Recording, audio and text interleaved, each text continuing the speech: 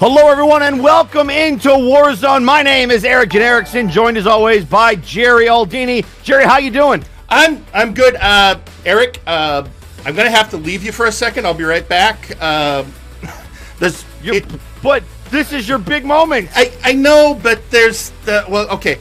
I had to, I've been doing a lot of stuff. I've been meeting with HR. Oh boy, been meeting with HR, and there's a lot of stuff, and so I have to go. How do I explain this? I have to go. I trust you. You got this. It's going to be awesome. They hype, but I already do this. Ah! All right. Great. Well, welcome into a wonderful night of Warzone, and yep. Oh well. Okay. I guess we're starting with this. Lovely. Great. Ladies and gentlemen, it's the lawyer, because of course it is.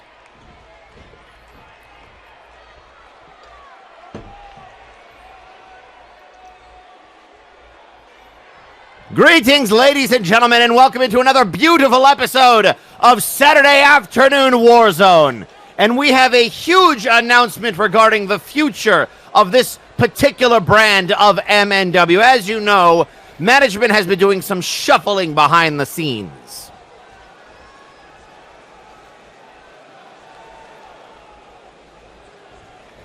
And while, yes, we have been very happy with the Warzone product as of late, we have a huge announcement regarding some new leadership that will be taking this flagship franchise into the future. You see, Flashbang has done very well under the tutelage of various authority figures, myself included.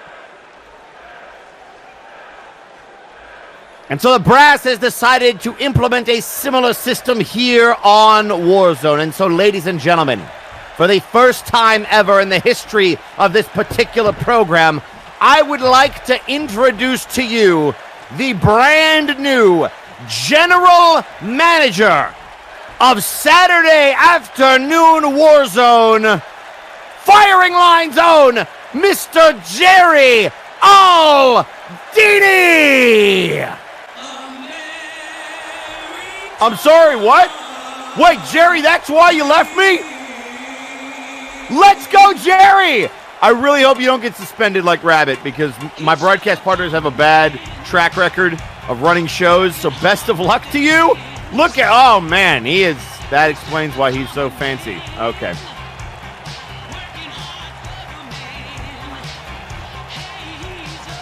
So Jerry Aldini, the host of Firing Line, and now the new general manager of Warzone. Let's see what's on his mind.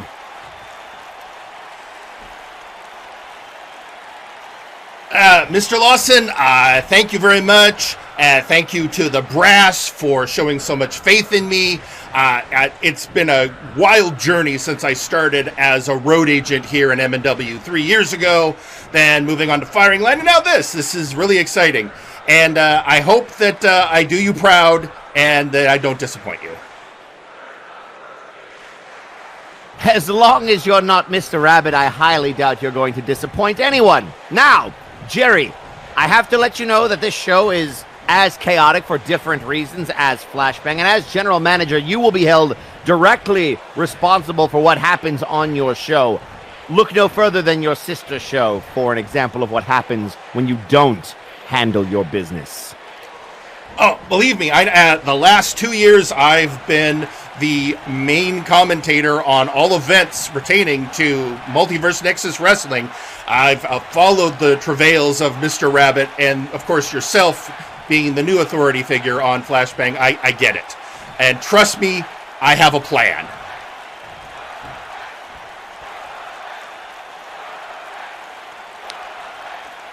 I sincerely hope so, because right now it seems as if the Murder Cave is already trying to cause problems on your show. Legion has been attacking people left and right for months, and you've apparently got a new tag team tournament that you have to shuffle through. So best of luck with that. I assume you can handle a giant tournament on your first day. Yes, sir, Mr. Lawson. In fact, the brackets have already been drawn up.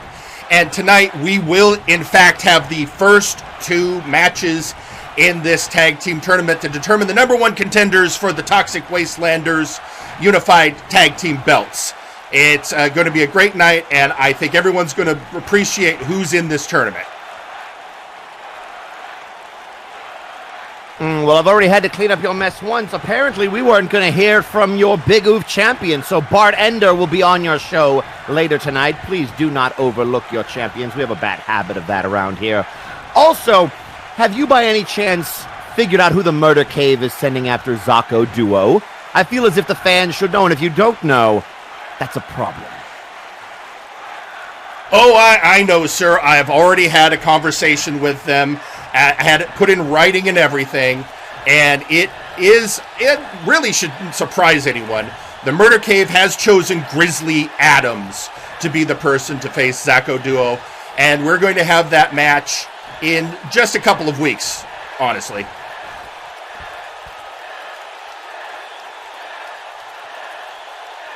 Excellent. I also understand that your Nexus Titan champion has something he wants to get off his chest this week. And in our main event, I'm actually very impressed. We are going to be having a triple threat match, and the number one contender for McMorgan will come out of that match. Pupusa Moneky and who else? Dagarik and Hireold. One of those three men will be McMorgan's first title defense. And Jerry, before you tell these lovely folks anything else that's on the card, yes, there will be tag team tournament turmoil here tonight. There will be matches throughout the card. And Jerry, I'm looking forward to your particular brand of, I guess, dry humor. I've seen Firing Line and I'm a big fan, so I'm rooting for you. Don't make the brass regret this decision. You have a wonderful night, Jerry.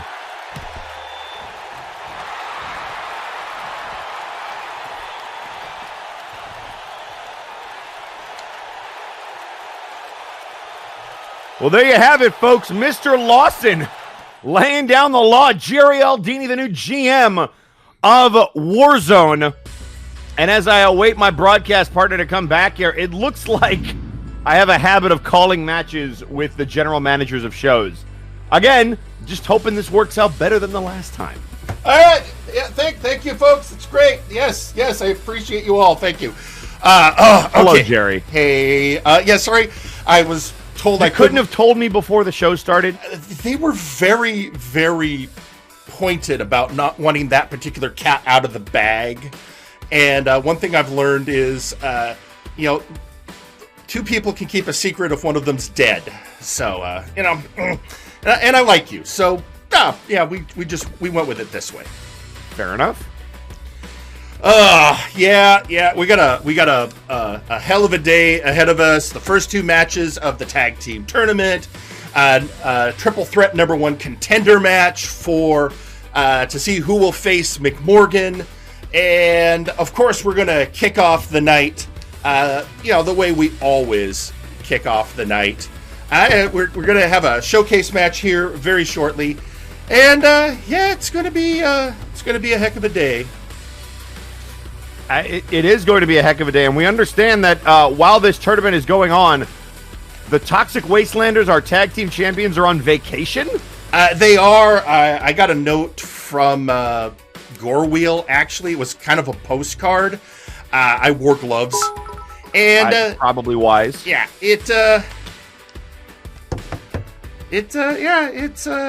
saying having a great time. Something about a crumping. I don't know. I have no idea either. And you already have your first get well wish.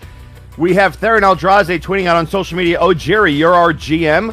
Just remember who we are. Remember we have friends in high places and we're in the back pocket of many men. So please remember not to screw anyone." So the Outlaws already big fans of yours. Yeah, you know what? Guys, I get it. You're used to a certain way of doing things around here. But, yeah, I've been in this business a long time, and I know how to deal with things, including subtle threats. You've already been banned. They also might not be around very much longer if Suicide Gemini has his way. That's true. But that's a Friday night issue. We're here on Saturday afternoon. You could be anywhere right now. You could be watching preseason football, but you've chosen to be right here with us. And I say we set it down for our first matchup. I agree. Here we go. We also have the Sandman tweeting out, congrats, Aldini. Now do yourself a favor, watch your back. If flashbang is any indicator, no one is safe. Not even authority figures like you, Jerry. I don't want to see you hurt. Oh, how kind. All right.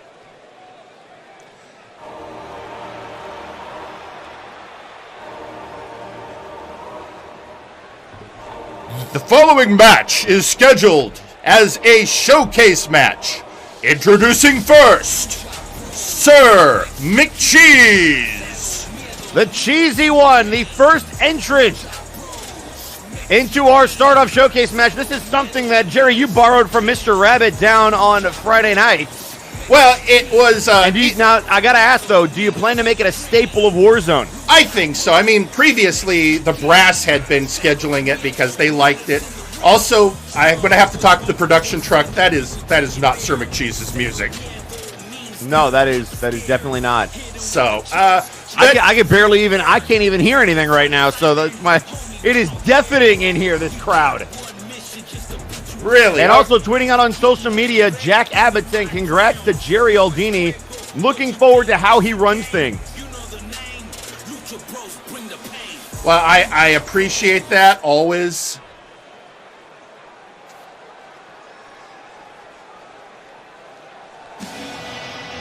And introducing his opponents. Up first, Uzra. Wait a second, Uzra? Who the heck is this? Yeah, I'm still trying to get full details. This used to be the person we knew as Unga Bunga. I mean, I see the long hair and I see the outfit, but this apparently is what Unga really looks like. Only it's Uzra. That's actually their name. I don't know. I will find out. We got Maximillian Thunderthigh saying, welcome, Jerry, to the Warzone roster. I look forward to hopefully not causing any trouble for you and any of the people on the roster, he says, as Nice Ice challenges him one-on-one later tonight. That's true. Introducing next, TJ the Mint Gable. And now TJ the Mint Gable, 1/3 of the absolute units who will be in that tag team tournament. Do we have any official word on who their two will be? Yeah, actually we do. They when they filled out their paperwork, they officially said it'll actually be TJ's teammates Forrest the Fortress Wade and Absolute Washington. Oh, well, there you go, folks. That is going to be a tremendous first-round matchup for somebody. I wouldn't want to get in the way of the units. They are due for a big win, and maybe it's here tonight as TJ the Mint Gable will be in this showcase match.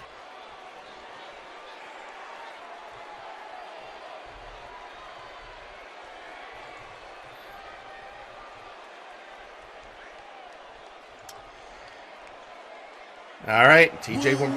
Woo, you know it. Introducing next, Rapture Newroad. Here comes the leader of Dungeons and Destiny, the only faction that has their members spread out across both shows. Yeah, that's true. And while we've seen Rapture on Flashbang occasionally, he is primarily a Warzone wrestler, and here looking to make a mark in this showcase match. He has something about what better to showcase than a tiefling? I don't know. Well, it depends on the tiefling. It does. The beef might have something to say about that. Yeah, considering his taste in wardrobe. Also, Carcaradon tweeting out, congratulations, Mr. Aldini. I'm confident in your abilities as general manager. You'll also find a gift basket with select delicacies from the oceanic kind in your office. Oh, nice. I didn't expect perks. Hope that's not a bribe. I'm just saying. We're playing up straight up here. Boy, I would hope not. Yeah, you're going down in Introducing next, representing High Voltage, it's 0 Hour Aiden Xero. The de facto leader of High Voltage with Justice Jake out injured. And Aiden looking to make a big push. Here's a little preview of tonight. One of the participants in tonight's tag team tournament matches will be High Voltage. Absolutely. Are we able to say who they're going up against? Yeah, we can bring that up. So it will be tonight. High Voltage is going to be taking on. Got to check the notes there as Aiden makes his way down the ring. I do. It's the High Voltage versus Legion. And what a matchup that's going to be. Louis McDonald and Aiden Xero have a long history together.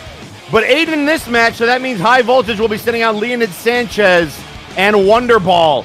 But Aiden's going to have his eyes all over that matchup. And probably all over the member of Legion that's not in that match.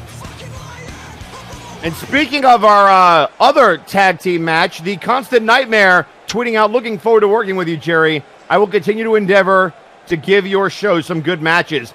And Constantinople will be in singles competition later tonight. He will indeed. Introducing next. He is the hero of the stars, Yankiniku Party. Well, look who's back on Warzone. It's Yaki. This was an interesting one. He's been apparently out doing his space adventurer work for a while. That's why we haven't seen him.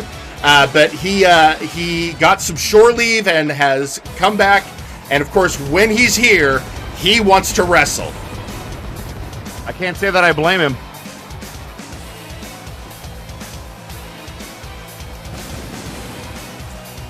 But I'm going to say this, Eric. As you're a commentator, the final entrance in this match will definitely be well. It shouldn't be a surprise, but we're not quite there. We know that in showcase matches, the 8th entrant can always be something special and unique. Are you telling me that this is? Well, yeah, but right now we're at number 7. I mean, but I can't be. Introducing next, the Storyteller. And you know what? It's not lost on me the irony of the music he is using. He is mocking Kane.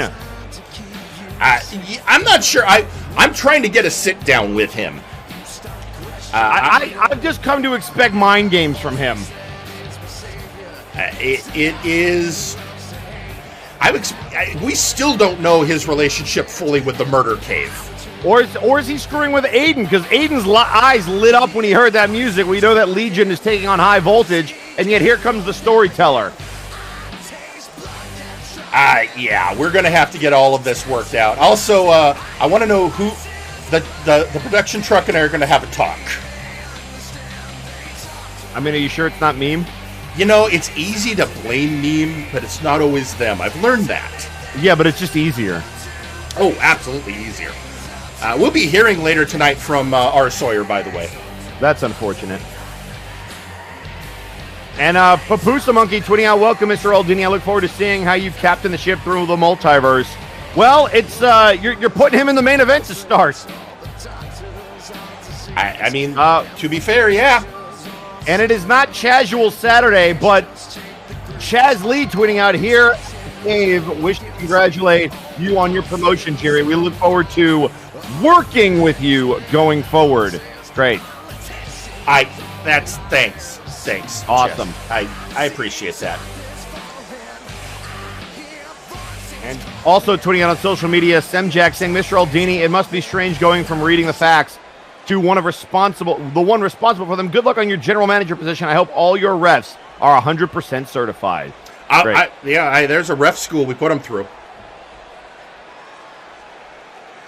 All right, well, here we go. Wait, what? That's right. I'm sorry, what? Yeah, this is not the truck messing with you. But that's... And introducing 8th, the Fae King, Erlking Wes, making his Warzone re-debut. The man who lost the War Games match at Multivania and now has to return to Warzone. Yeah. And I'll tell you this, we do not miss him on Friday nights. Good luck, Jerry. Yeah, you know, this was a nice Fae-free show for a while. That was what you guys had to deal with on Friday, but we had double Fae. yeah, now he's definitely my problem.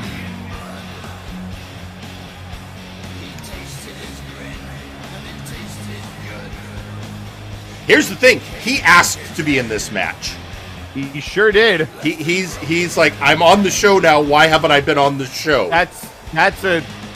Well, for many reasons. McMorgan tweeting out, I wanted to fight the three lads tonight, but apparently the brass said I have to have some patience. But at least I get to watch from Burden's old box seat, although everything is broken. What? I didn't know he had an old box seat. Yeah, I didn't know Burden had a box. And Mr. Butler tweeting out, if it's any consolation, Aldini, they've screwed up our stuff multiple times. You know what? We'll deal with you later tonight, Mr. Butler. And here we go. Absolute chaos has ensued. Interesting breakdowns. I find it interesting that Rapture Newroad, of all people, went straight after the Fae King, but so did the Storyteller. I mean, Rapture has a long and storied history with the Empire of Terror. He was part of the original meeting that created Fate. He was brought in for some consultation because D&D was a member of Fate in the early goings of Flashbang. That's a good point. McCheese facing off against Aiden Xero. Looks like Rapture is now focusing on Storyteller. And we've got the, well, I guess he's less of a rookie now, but TJ focusing on the veteran Yankee. That could be a good strategy because, again, Yaki has been off the show for a bit. He's probably got a little ring rust. So that would make it a interesting target. Meanwhile, we've got Uzra, which, this apparently was Unga Bunga originally, but all we know is Unga Bunga was some kind of, I don't know if it was a disguise or what, but that apparently this is who Uzra has always been. All I know is something about wax. I don't pretend to understand. Wax? That's what I was told when I was backstage going, "What's up?" And all they said was, "No more wax." I don't know what that means. I don't either. And into the corner. Look out, referee. And McCheese sent hard off the turnbuckle. And the artist formerly known as Unga Bunga might have just screwed themselves there. Can't really make a pinfall without the referee. And look at Storyteller going after Erlking. I find this interesting. But as we mentioned earlier, Rapture also having his own issues with the Fae King. Erlking getting double teamed. It couldn't happen to a nicer guy. Meanwhile, we still have Aiden Xero squaring off against Sir McCheese. And those are two of the oldest veterans in the multiverse. They've been around for a long time. And look at this. Look at this innovative neck breaker. Aiden loves to hit neck breakers out of everywhere. And now TJ might have knocked out Rapture, but a kick out at two. Aiden's never met a cutter he didn't like. That's true. Well, that's a neck breaker. True. But aren't all cutters a form of neck breaker? No, they're actually the complete opposite direction. That's why they have a different name, because they are a different move. Boy, it was really different in my day. Boy, Jerry, we're going to have to get you up to speed. That's probably very true. And meanwhile, it looks like Uzra challenging the Storyteller. I don't know if that's a wise idea. And the Storyteller deciding, nope, But he ignores them completely. Just go straight back after Rapture Newroad. And McCheese throws Aiden into Yankiniku, who was fighting Erlking. That's one way to set up a strike. And Storyteller going up top. And Storyteller with, looking for the kick to Uzra maybe, but able to move out of the way. And what has Yaki got in mind here? Erlking in some trouble. Yeah. Yaki was one of the heroes of the Multiverse that got rid of the Inquisition a million years ago. And look at Erlking, the crafty veteran. Oh. And McCheese kicks at it too. Super kick to Rapture. Oh, uh-oh. And now a bow and arrow, and look at Yaki with a tequila sunrise on Aiden. Aiden surviving. Yeah, I thought Aiden might have tapped there, but it was just to get some better positioning, and he got out of it. And McCheese immediately on the attack. It's interesting. We've got a star hero, as it were, a noble space pirate versus a cyberpunk rebel. And now look at the roll up, and no, power bomb. And now Aiden is down. Yaki. Oh, got him. And it is not Xero hour today. First Aiden Xero eliminated. Aiden Xero has been eliminated. And we are down to 7. And Aiden is just trying to shake it off on the outside. Meanwhile, McCheese taking a little bit of a rest. But Storyteller not... Well, what is Storyteller doing? Thought he was going to go after McCheese, but looks like he's got a different plan. I mean, I've never even remotely tried to figure out what Storyteller does. Wait. I think he was eliminated. Was he? Yeah, or he's just quitting. Or maybe we missed which person the ref was counting out. I could have sworn it was Aiden Xero, but... No, I believe Storyteller tapped out. Nope. Oh, I guess he did. Hey, announcer. The Storyteller has been eliminated. All right. I don't know if you guys noticed, we hired a new ring announcer. He's working hard. He is. And Uzra eliminates TJ. TJ Gable has been eliminated. All right. Well, now we're down to 5. And now Rapture. The high flyer looking to do just that. McCheese, look out! McCheese moved out of the way. That shows what a wily veteran Sir McCheese is catching. Oh, I know what Rapture's going to do. Oh! I'm sure he's glad he's wearing that helmet, because otherwise a headbutt from those horns. Yep. I mean, horns versus that. And there's the code red on McCheese. And look at the fake king. I don't know. The fake king just taunted Uzra and just got cocked for it. Clocked in the dome. And it almost cost him. Last minute kick out. And Uzra's not giving up. Nope, and McCheese is down. Rapture looking for the elimination. Got him. Sir McCheese has been eliminated. And now Yaki to dump Erlking. And got him. Erlking West has been eliminated. One veteran eliminating the other. All right, and now we're down to the final 3. And there it is, the Tiefling Slam. Uzra taking advantage. And Yaki's down. Yankiniku Party has been eliminated. We're down to the final 2. The newly revealed Uzra versus the man behind Enraptured Beauty. What's... Oh! Hanging them out to dry. Uzra's been on fire these last few minutes. Yeah, the caveman versus the tiefling. Well, cave person. Oh, is that? I thought. Oh, yeah. I thought it was colloquial. All right. Yeah. I'm down. You know.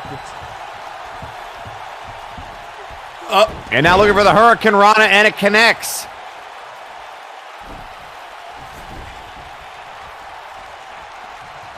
Rapture might be looking for another one. He likes to hit this springboard version of it, but look at that. Getting up the wrong way and not allowing them to get a good angle on it and forcing them back in the ring. That was some good ring awareness on Uzra's part. It is, well scouted. Now, Rapture thinking about it. Up and in the corner he goes. Out of the corner and a clothesline.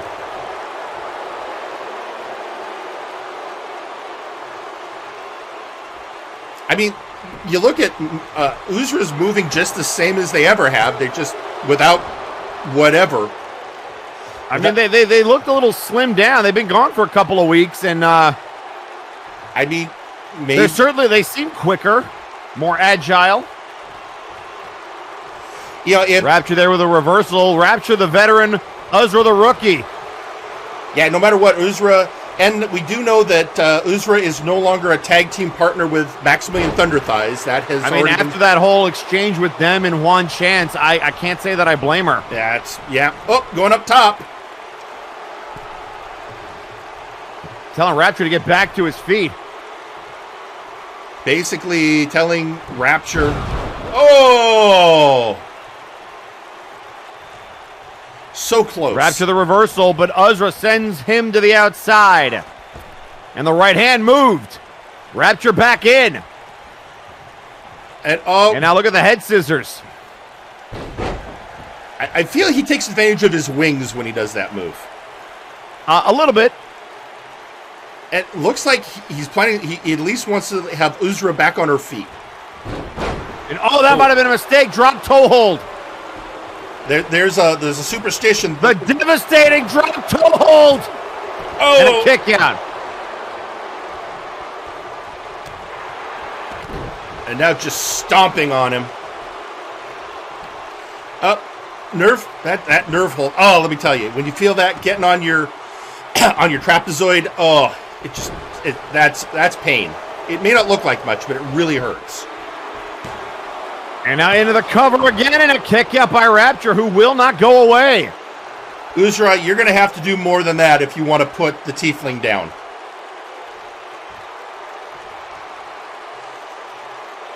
I mean, great showing by both these competitors in this showcase match to kick off this new era of Warzone.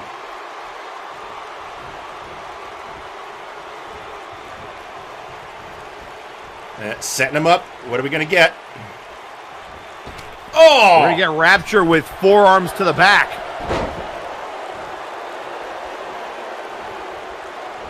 Oh! Uzra was going for a clothesline, but Rapture had it scouted. And now clothesline to the corner. Rapture is down.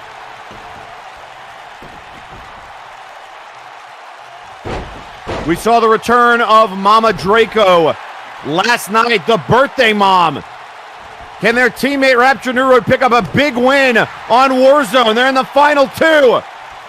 It would make it a great weekend for Dungeons and Destiny. It sure would. Reversal there. But Uzra keeping the pressure on. What a power slam. And again to this nerve hold. I mean, Eric, I don't know if you've ever had a hold put on that part of your neck before, but there's the clothesline. The fake out clothesline. But Rapture again able to counter. Everything Uzra throws at Rapture, Rapture is able to make a comeback. And now again into the cover, and she cannot keep the Tiefling down, and still he kicks out. That's just... And now here comes that power bomb.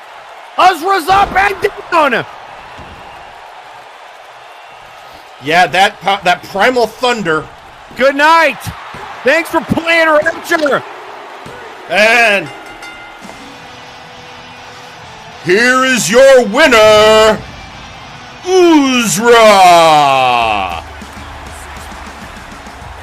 Well, Uzra coming... The artist formerly known as Unga Bunga with a big win after splitting up with Maximillian Thunder Thighs. And their first showcase win at that. Good job, Uzra. So, yeah, revealing your true self, and then that first time out coming up this way, you come out with a victory.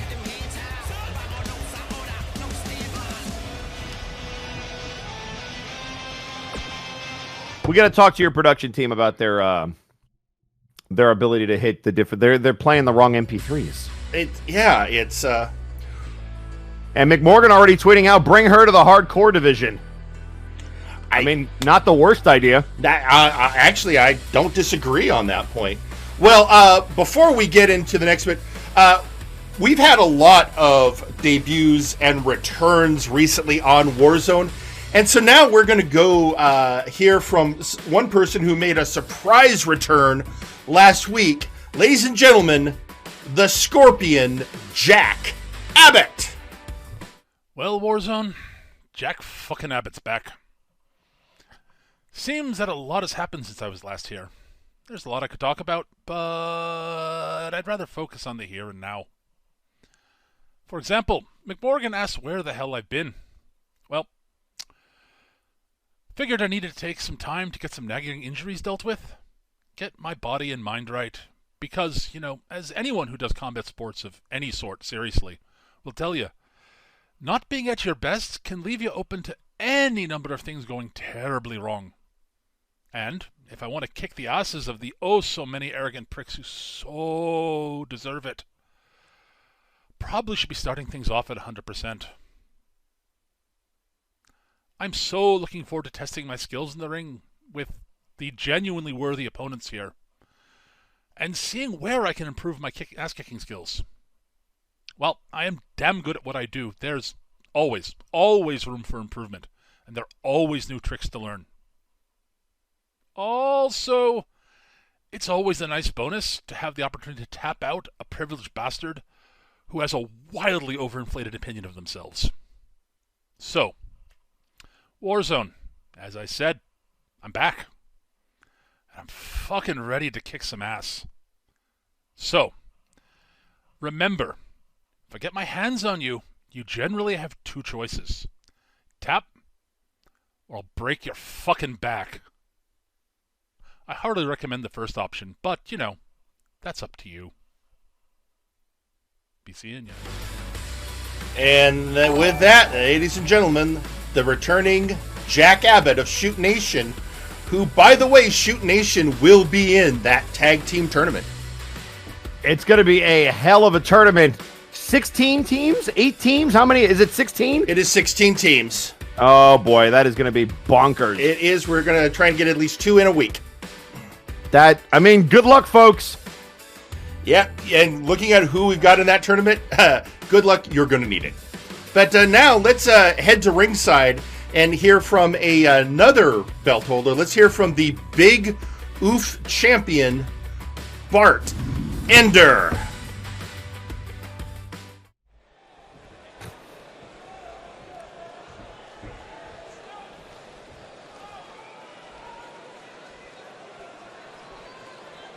Congratulations, Karkaradon. It is nice to see that you finally backed up all of your words with some actions in that 6-man tag team match, and then you were able to defeat Mr. Butler. No easy task. He has been a force to be reckoned with ever since he stepped in to MNW, so congratulations. Though I pity you. You see, you may think you have won an opportunity against Bart Ender for the Big Oof Championship, but the only thing that you have earned is the ass whooping of a lifetime, young rookie. I am going to show you that jumping people from behind, even if you feel you were robbed, is not the way to go about conducting your business. So yes, you beat me in that 6-man tag and you looked very, very good. But this is a different type of match. This is one-on-one.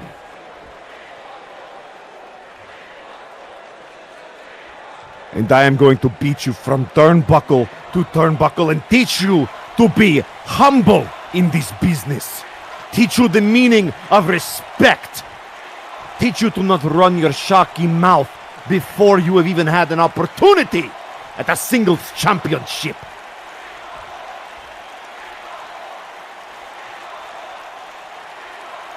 If it was not for you even beating Mr. Butler, I would have ignored you because you have not earned my respect nor the ability to garner my attention. But now you have it. You have all of it. And I am going to expose you for the overrated fraud that you are. You talk a very, very big game. But you have stepped into another league. You have stepped into the ring with a former tag team, trio, and the current Big Oof champion. And whenever you decide that it is time to step between these ropes, I might pin you. I might choke you out. But at the end of that match, you will learn the same thing that everybody has learned, that 7 other competitors learned at Multivania, that Bart Ender is not to be overlooked. That Bart Ender will not have a short title reign, and that he will take on all comers. You earned your shot, and now it is time for your last call.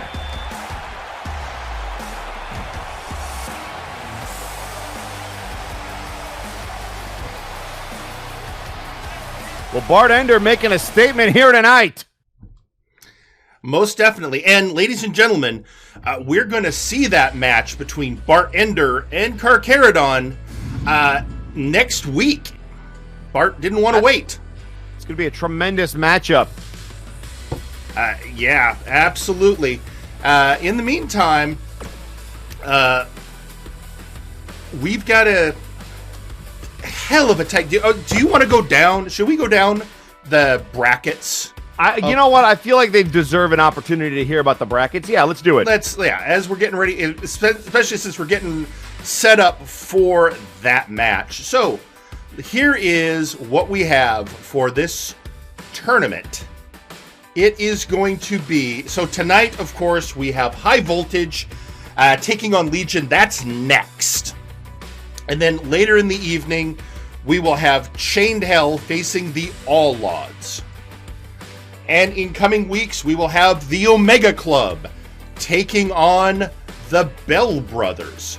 And when I say Omega Club, of course, the question is, well, who of what faction is getting involved? So for Omega Club, they are going to be represented by Alpha Kong and Whitney Lee.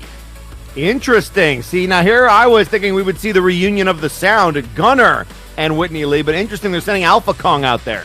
Well, Alpha wants to see it. Alpha wants to give Whitney a chance to shine after that stellar performance in last week's showcase match. Whitney Lee being the first person to win 2 Warzone showcases and getting 5 eliminations. It was an impressive showing for the young lad, that's for sure. It absolutely was. Then we will also be seeing VIP taking on Eastern Bloc Party, and VIP will actually be the Beef and Suplex Sam. Then, of course, Shoot Nation will be taking on the Conquest Bloodline. The Bloodline will be represented by Carnival and Gorm. That's going to be a heck of a team. It's going to be brutal.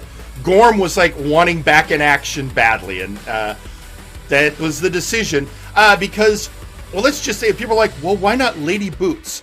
Lady Boots has, as she put it, a higher goal in mind. Let's not forget, Lady Boots essentially the second in command of the Conquest Bloodline. So while Semjax has that Money in the Bank briefcase that, believe me, Semjax, we haven't forgotten about you. Lady Boots probably with her eyes set on maybe, I don't know, Sir Uncle Dunk. Maybe Bart Ender, keeping an eye on what Carcharodon does. That, you hit the nail on the head, Eric. Right. That is exactly what she is looking for. I think what she saw is she saw Kuso Kale on Flashbang technically become the first woman ever to win a championship at MNW, but it was under a different moniker. We didn't know at the time. Lady Boots still wants to be the first woman on Warzone to ever win a singles title, a title of any kind, and she can do that. Wow. And I think that's what her goal is. As she puts it, that was a tag belt. She wants singles gold. There you go. Next, Meme will be taking on the Sentinels in first round action. So, R. Sawyer and Malice. Then we have, so this is interesting. So we have the Outlaws. Hey, boys, congratulations.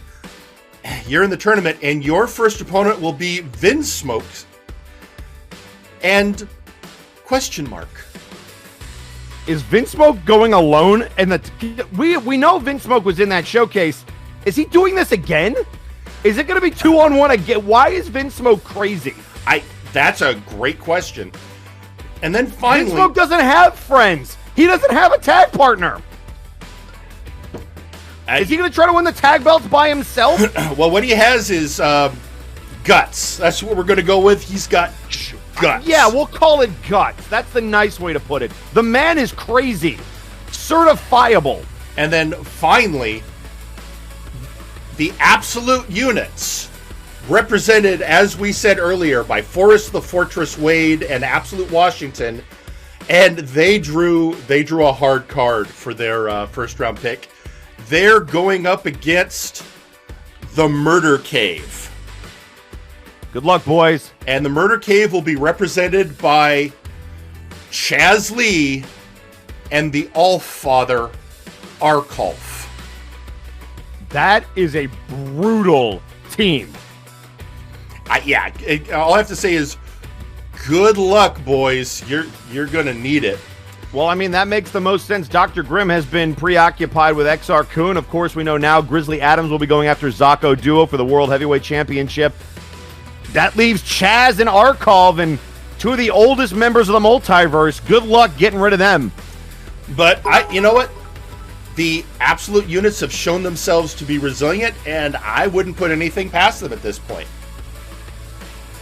And tweeting out on social media, Theron Eldrazi, we'll just take our bye now. Thanks, Vin, for having more guts than brains. I mean, don't underestimate him. He hung in there with you guys. And you know what they say, any given Sunday, even down a man, don't take him lightly. That is a rough, not a rough neck, but a rough and tumble individual. That's true. Well, we got to see our first tag match in this tournament, don't we? We do. Let's head down to ringside right now for that match.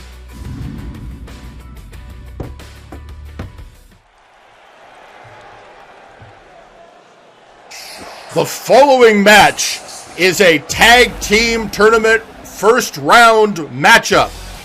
Introducing first, Leonid Sanchez and Wonderball High Voltage. And we talked about it earlier with Aiden Xero in this 8-man showcase match to kick it off.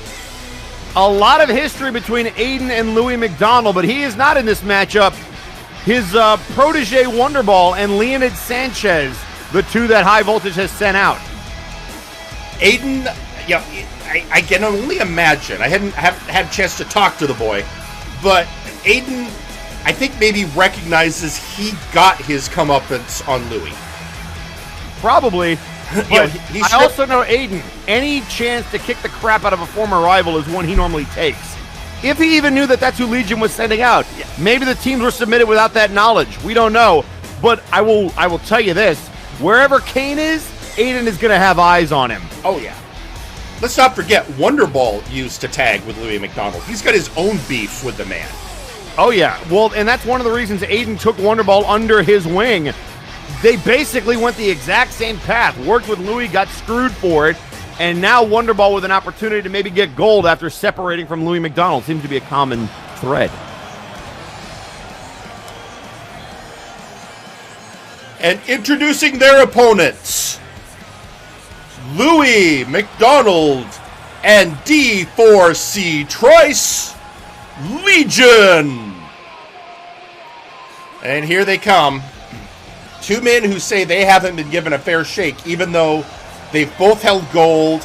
They've both been in the MNW roster forever, but they feel they haven't gotten their fair due. I mean, that, and we heard Kane talk about that in the lead up to Multivania. Legion was formed by three men who were sick of being overlooked, feeling like they haven't gotten their opportunity. None of the members of Legion, to my knowledge, have ever held the World Heavyweight Championship. This is true. Louis had several shots at getting there. I mean, Trice has had a shot. To my knowledge, Kane has not. No. Kane, on the other hand, well, let's just say Kane seems less focused on gold. I think Trice is the only member to ever have a one-on-one opportunity. I remember him vaguely fighting Burnout Vaughn when he held the title. Yeah.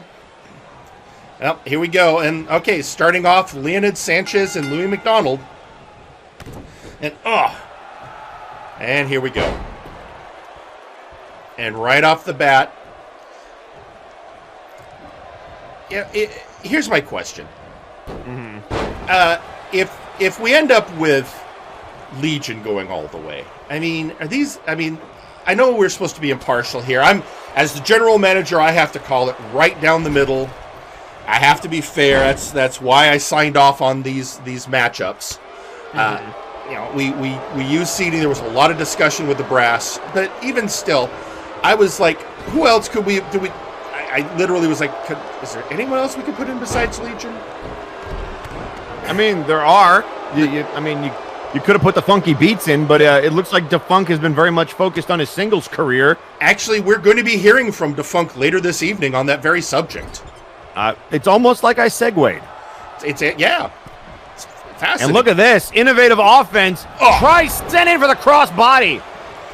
You'll say this. I mean, as much as we may deride Legion for personal issues, as in-ring technicians, they're both experts. Let's not forget that it was Defunk that essentially retired Redacted 2 years ago last week, August 13th. What is it with Chicago wrestlers in the month of August? That's a great question. I would have to... you know what? We can go out for ice cream later and see if we can figure that one out. I would love some ice cream. And now Trice sent into the corner. Here comes their tag team maneuver. Oh, the knee and the kick. This is shades of Legion. Legion's own finishing move done back to them. Into the Northern Lights, and Trice kicks out of it. I think that is Legion's finishing move. I think this shows the fact that Wonderball was at one point Louis McDonald's protege. I think it also shows that Wonderball is just incensed at Legion in general, and specifically Louis McDonald. A great point. That could show a possibly good decision for putting him in here, but if they get past these guys, they're going to have to face the rest of the board. Can you imagine? I'd love to see what happens if we got Legion, High Voltage versus the Murder Cave. That would be interesting. It absolutely would. All right, Wonderball really... here's the thing, though. Wonderball hasn't had a chance to get his hands on Louis McDonald yet. And I think that's probably intentional on Louis' part. Watch, as soon as Wonderball is out of this matchup again, I promise you Louis comes in. You know what? That'll be interesting to see. I don't doubt you. And there we go, into the corner. Oh, powerful clothesline from Wonderball. I don't think Wonderball much cares. Oh, well, Trice needs a tag, and we're going to see it early. Here comes Louis, shoulder check. Oh! What an elbow shot. That's a Dusty Rhodes quality elbow shot right there. Here it. He's styling on him. Guys, get it back in the ring. Yep, they're giving you an up-close and personal look on your first day on the job. They are. I'm just going to stand up and get out of the way here real quick. That sounds like a great plan. Yep. Yeah. Oh, again with that elbow. Bionic elbow. And now a backbreaker. This shows the downside of that tutelage. Louis knows Wonderball pretty well but Wonderball giving it as good as he gets. Yep. Went off the ring post. I spoke too soon. And now throwing him back in, and that's interesting. Louis is not afraid. Oh, looking for the curb stomp, and he got him.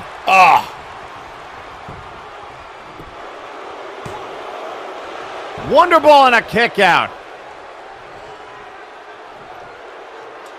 Oh, and he just boxed his ear. Sure did. Oh, no.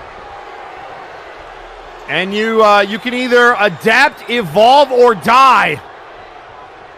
And here comes the evolution. Into the cover. Sanchez telling him to kick out. Wonderball stays alive. Good job, kid. Keep it up. That would have been sweet, sweet revenge for Louis McDonald.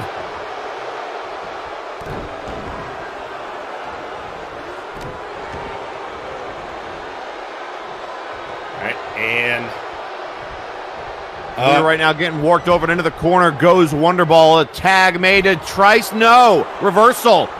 Faked him out with the knee. Look out, ref. oh! Ref, stay out of the way. Yep, and Wonderball would be wise to make a tag and does. Here comes Sanchez. I think this is going to be the big... Oh, look out, ref. Double clothesline. Nearly took the ref out again. Am I going to need to replace the ref? Replace him? No. Have a backup? Yes. Going to have to go talk to that ref recruiting school again.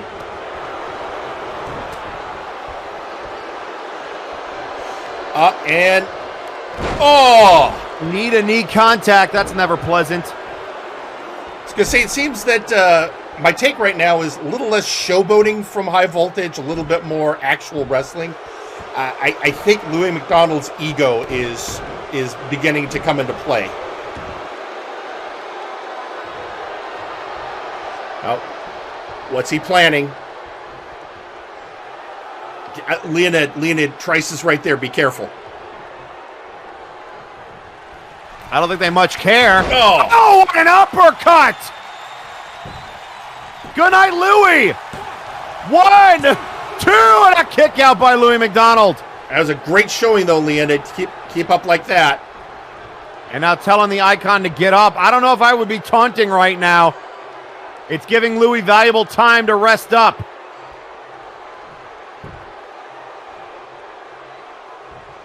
And now Louis back to his feet. Taunt the bodied. Bionic elbow.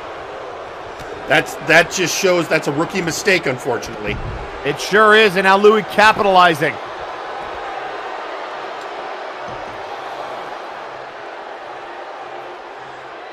Louis McDonald, the former Nexus Titan champion, the inaugural Nexus Titan champion.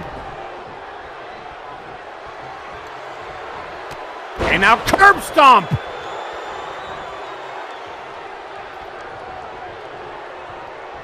Oh, yeah, right Think now about it's the feuds that he and the Revenant had over that championship. Oh, it was epic. The Revenant, of course, now one half of the Unified Tag Team Champions on vacation at Disney World. Oh, that's a mistake. That's where his ex lives. That's one boy to look at it, yeah. And now grabbing him by the hair. Oh, off the steel steps.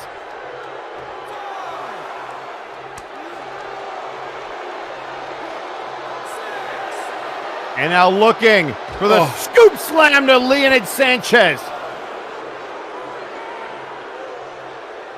And that broke the count. Technically got Sanchez back in the ring before they fell out. I mean, that's the veteran status of Louis McDonald. And now shoving him into our announce table. It is. That is absolutely the veteran savvy. The Icon is not afraid to cut every corner and use every trick in the book. German suplex into the stairs. Again, Louis got to stop leading with his ego. He sure does. Back in the ring, Sanchez and McDonald. Trice wants a tag. Look at Sanchez cut the ring off. But he's going to get curb stomped for his trouble. To advance to round 2. Here comes Trice. Here comes Wonderball. Oh, what an elbow. Oh, that was a hell of a breakup. Wonderball. I'll tell you what, reminds me of the Revenant. You know, I'm not going to go there. Yeah. I was going to say, Wonderball putting his body in danger to make sure they don't lose this opportunity. He sure is. Now McDonald is poised, ready to evolve. Evolution to Sanchez to go to round 2. Here comes Trice again. This time he gets there. And they're moving on. Legion picks up the win. Ladies and gentlemen, your winners, Legion.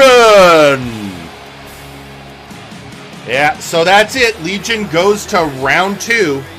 A former Big Oop champion and a former Nexus Titan champion. They've never held tag team gold together, but they have an opportunity as they move one step closer, taking out High Voltage.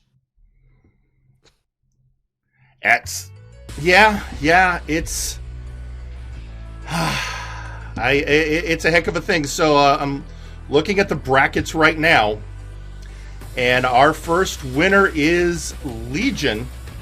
And they will be taking on whoever wins between VIP and the Eastern Block part. I'm sorry, I'm reading the wrong bracket. They'll be taking on whoever wins between Omega Club and the Bell Brothers. So, there we go. Now, before we get on to the next part, we have a lot of people who have been making some interesting strides lately here. A lot of newcomers, Eric. We've had some new fascinating people come through, and one of those is the social outcast, Ignacio Cervantes. And so we're now going to hear from the outcast himself. A man who picked up his first win ever on Warzone last week. And decisively so. It was an impressive moment. And now he wants to tell everyone, well, here's what he thinks.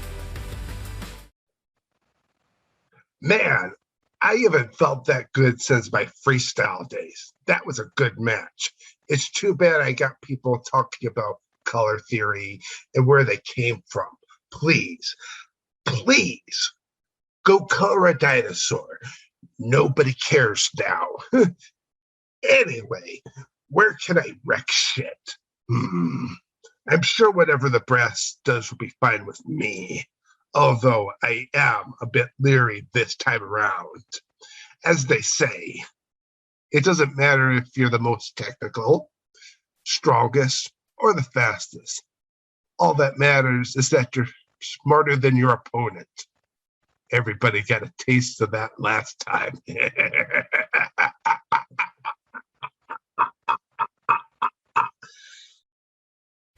That was interesting.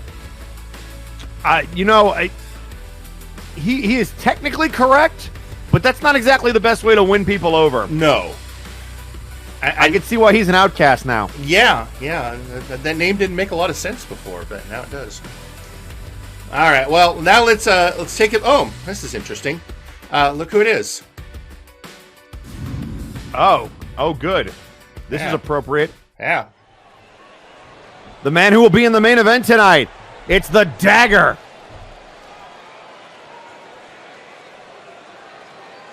All right, y'all. Shut your gobs and listen up. I've got a lot to say, and I'm getting my moment here. So listen up. I know what you're all wondering. What's going on with the main event? Well, I'm here to set the record straight.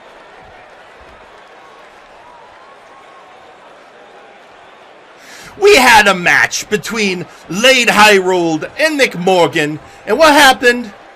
Well, McMorgan won. And then we had Mr. Pupusa coming out and saying he wanted a shot at McMorgan. I'm sorry, boys, who had a previous shot at McMorgan and dumped him on his keister? Me! So I went backstage. I looked for the brass, and who do I find in the office but Aldini, of all people? And I'm saying, oi, the hell? Why does Pupusa get a shot at going after McMorgan when I've already earned my rights? I've already been through enough going to prison due to that Inquisition nonsense. Being put on the back burner and in dark matches. I, the Dwarven Prince, deserve a shot. And Jerry's solution, well, take on the other two, you all fight it out. And you know what? I'm fine with that. Do you know why? Because I came here to fight. I was sent here to prove my mettle in battle, so that one day when I take my father's throne, I'm worthy. So bring those two gobs.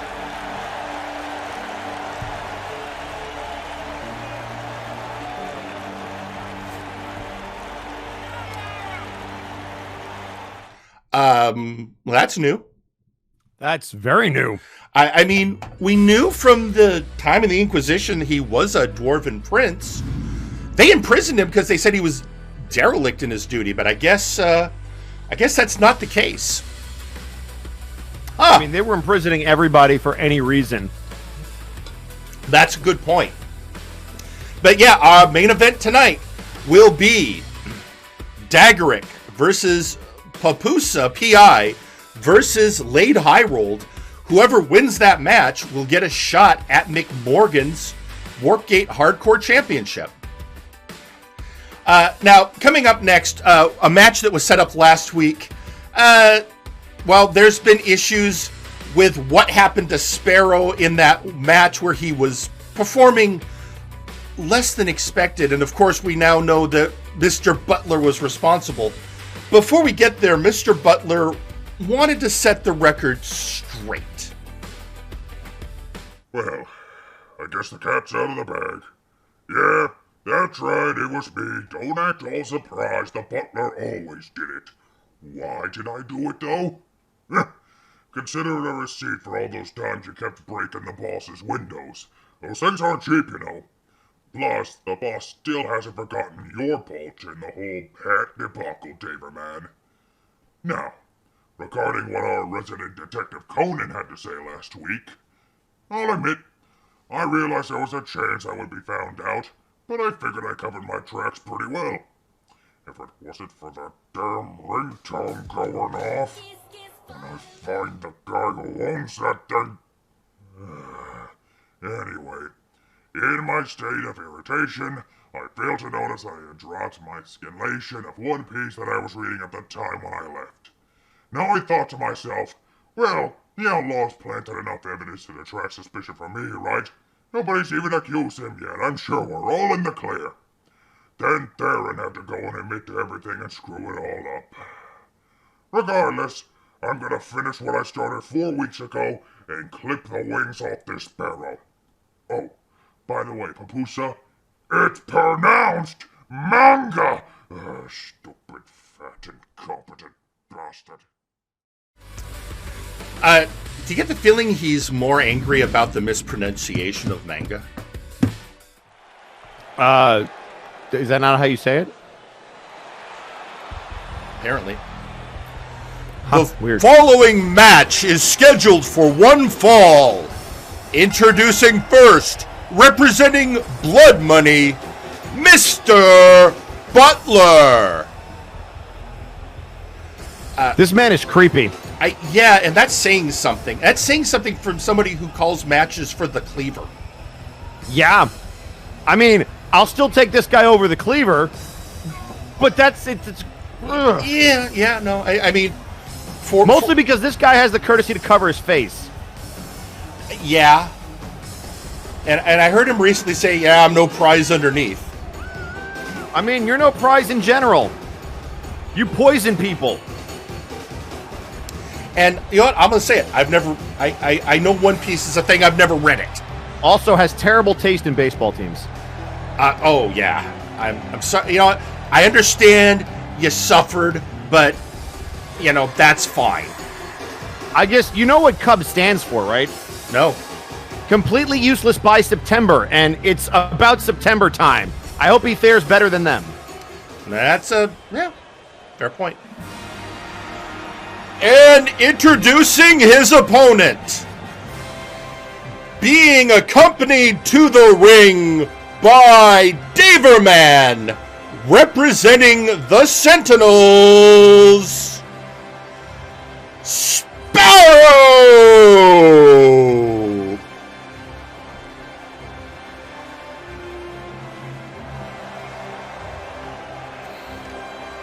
And here they are, the heroes of MNW, the Sentinels.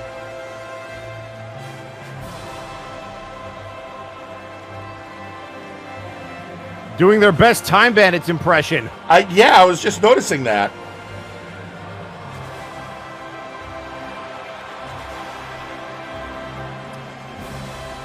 I'm going to assume that's an homage, because there's a similar vibe between both teams when you think about it. Is there? I mean, there's masked men. There's a masked man. Yeah. And Thunderbolt's a half mask. And you know, there's two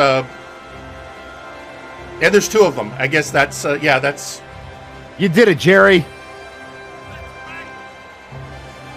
I was going to say fighting for what's right, but there's times with House Caliban you have to wonder what's really going on. Hey, I have a question for you. Sure. If I called you Jerry the Jack Aldini, do you think people would get the reference? No, that's way too old school. Got it.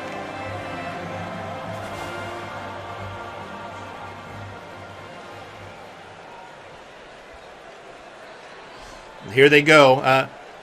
And yeah, Mr. Butler out alone. Sir Uncle Dunk. Well, we'll be hearing from Sir Uncle Dunk after this matchup. We'll leave it at that.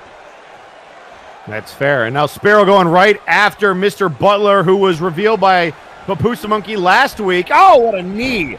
And down goes Butler.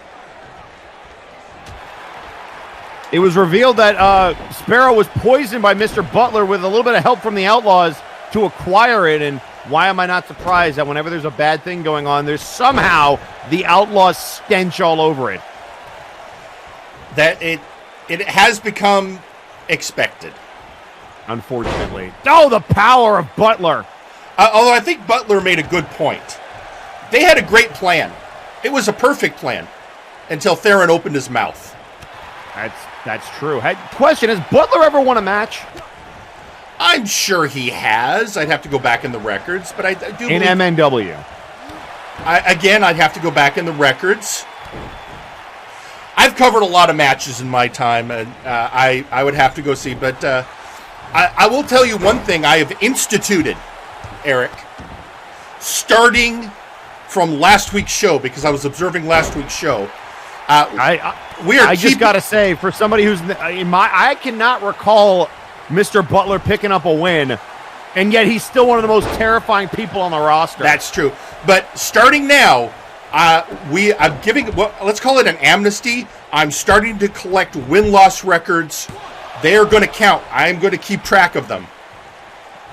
I would certainly hope so.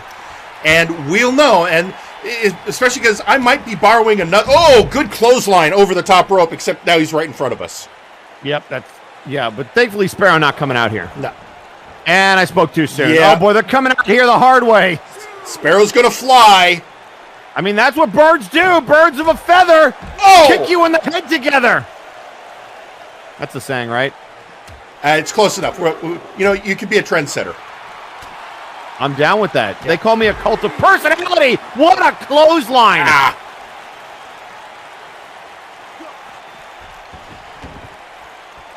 And now back into the ring. Here comes Butler back in control. Yeah, Daverman just shouted at us, who's that third guy? Somebody has to keep notes, Daver. We don't give him a mic.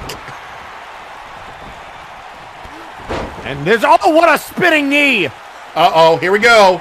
That might have just knocked out Butler. Oh, and they were looking for that modified speeding bullet. And now Butler. Oh, what a drop. Oh. Oh, to kick out. And that would have been his first win. Good job. Good job, Sparrow. Uh-oh. What's he setting up for? I think he's saying it might be time to go for the ride.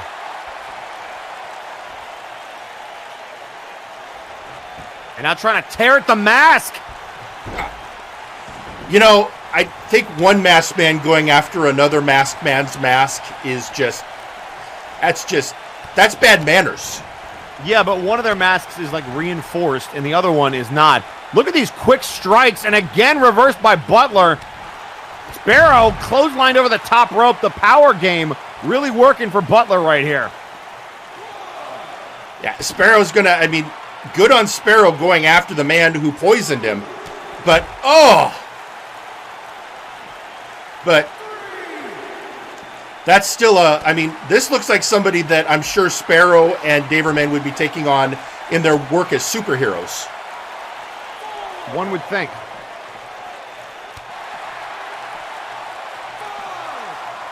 Oh, nice. Using that agility to his advantage. That's where Sparrow's going to win is speed and agility. Agreed. And again reversed by Butler.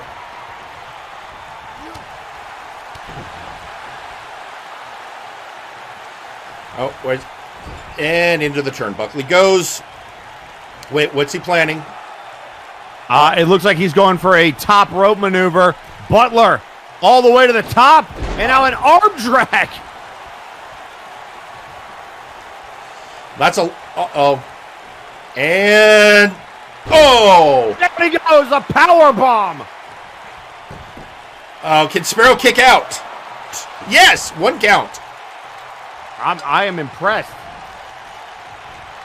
You know what? Say what you will, Sparrow's showing a lot of resiliency right now.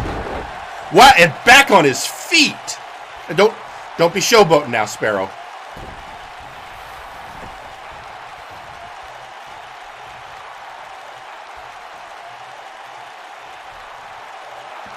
Calling for him to get up.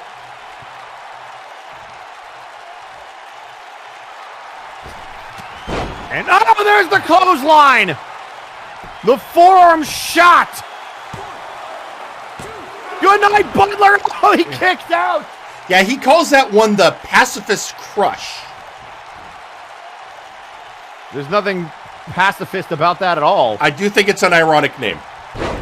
Oh, did he bust him open under that mask? I believe he did. Did I see blood Or splatter? at the very least, he rocked him. Sparrow frog splash. That's the Cloud9. And into the cover. Butler stays down. Sparrow wins. Ladies and gentlemen, your winner, Sparrow. Oh, Butler is not happy. Butler's pissed. Not happy. Oh, there goes the ref. Clock Well, that's going to be a fine. Yeah, I know your boss is rich. I'm not putting up with that stuff. Yeah, I wouldn't want to tell Butler he lost either. I mean, fair, but don't put your hands on the staff. We'll have to see what comes of that. Come on. Well, Unacceptable. I agree. Meanwhile, let's hear from Butler's boss. Ladies and gentlemen, let's hear why Sir Uncle Dunk wasn't there at ringside with him. Ladies and gentlemen, your still reigning Nexus Titan champion has come to you with a message from his private jet. After beating Vaughn in a clean, fair fight, I figured it was time to head out for a little bit of me time. And I figured, what better way to enjoy myself than to rent out all of Disney World and enjoy the attractions all to myself? That's right. I'm on my way to enjoy the rides, food, silly perverts in costumes, and more while the children and families watch and cry from the closed gates. And then I figured, why not stream it to MNW as they sweat and tangle to decide who will win the honor of losing to me next. Now watch as Uncle enjoys his time at the happiest place on... By Margaret Thatcher's wrinkles, what is happening? This just in, ladies and gentlemen. A pair of green men in unitards are rampaging across Disney World upon learning that it was reserved entirely by an unknown wealthy donor. They claim to be looking for the man responsible to, and I quote, tie the git to my truck while the main man drives it off Splash Mountain. More news as it develops. And now watch me leave before Gore, Wheel, and Revenant find out I'm here.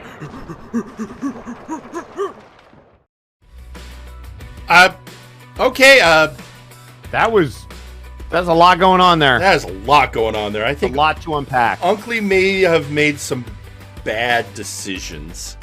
Yes, he did. And none of them have anything to do with that promo. Fair point. He hired Mr. Butler. Mistakes were made. That's true. All right. Well, and coming to as we promised earlier, ladies and gentlemen, coming to the ring, the funkiest man around, it's Da Funk.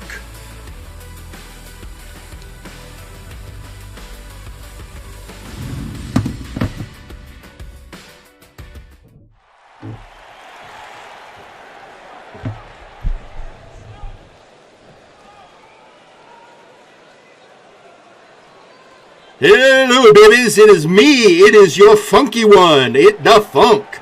I am here to lay some knowledge on ya. That is right. It's been a while since we actually talked. And I decided I should get out here and let myself be known. So here it is, fresh.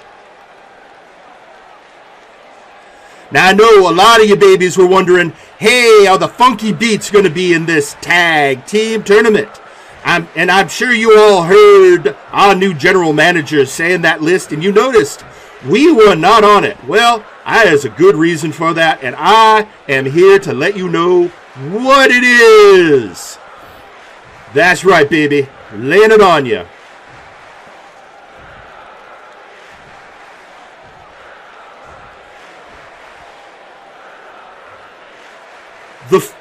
The first point is my soul brother, DJ Milsner. Oh, I love that guy. He drops those beats. Oh, I get funky all the time. He has an opportunity. Yeah, he is going on tour. Hey, he is going to be DJing across the country. And as that, he needs a little time off. But more than that, I felt something flowing in the funk. I felt a pull. I felt something that said, "Da funk. It is your time to shine." That's right. You heard earlier, 2 years ago, I put someone to bed who had been raging out here, and since then I've been looking for my opportunity, and this is it. I'm going for gold, babies. That's right. The funk is stepping up. Achoo! That's right. So I have to just make a decision. Am I going after the big goof? Am I going to go hardcore? Or babies, am I going to go Nexus Titan? I know I got to work my way up to the world title. That's fair. But either way, I'm pulling the funk. I'm doing the funk. I'm feeling the funk. And we is going all the way, babies. So let the funk be with you. Did he just say, "May the funk be with you"? He did. He did. All right. So I guess we know what's going on. He's going for a singles run. He's looking for some gold. I mean, that makes a lot of sense, but is he allowed to say that? Is he going to get us, like, in trouble? I mean, the way copyrights work, we should be fine. I think. Sure about that? I don't know. I mean, to be fair, I'll have to get the legal team. Wait, okay. My regular lawyer's not around. He's in Disney World, chasing a. I know a lawyer. Chasing a bill. Yeah, so do I. Oh, he isn't back. We can check with him. I'm sure he's watching and judging. Believe me, if it's not set, he'll let me know. I mean, that's fair. So, well, with that, then moving on, we've got. Are you ready, Eric? No. We're about to hear from somebody. It's your favorite guy. No. Yeah, that's right, ladies and gentlemen. He ruined the show last night. He did. I was watching. Ladies and gentlemen, there is a message being sent out by, you know him, you tolerate him, Wilson, son of Will. Good evening. This is Ryan Belives of the Wilson Observer newsletter, here with... No, Ryan! No fucking questions this time! You take that grimy little dirt sheet and shove it up your ass! You leave me the fuck alone before I put in a little call here and have your life ruined! Now get the fuck out! Okay. Now, clearly, there has been a trend among my opponents as of late. Mad Jack. He doesn't want to confront me like a man, so he sends that idiot Juan as a legal representative to talk to me instead. And then, when Juan tries to confront me, he's so terrified of me that he suddenly forgets how to speak English. And then, later that night, Jack Abbott, the guy who ditched my poor buddy Sam for that boring crumpet-eating cunt, had to punch me in the balls and nearly break my back with his fat, disgusting ass in order to pick up a win? This is showing me one thing. Everyone in MNW fears work rate Wilson, and they know they can't truly beat me clean. So they have to resort to some underhanded tactics and vile scheming in order to defeat me. They're all cowards, weak, craven cowards, and clearly I should have been the one with the spooky faction, since apparently more people are afraid of me than anyone else who's been in Doom or the Empire or the Faces of Fear. Well, rest assured, fucksticks, you're all gonna get your comeuppance pretty soon. VIP are gonna go back and take the trios titles. Jack Abbott's gonna fall back into irrelevance as always, and Juan, for everything you have done to me, you're gonna get punished very harshly. And all I need is permission to pull the trigger. Now I must bid you idiots adieu. I have a lot to prepare for.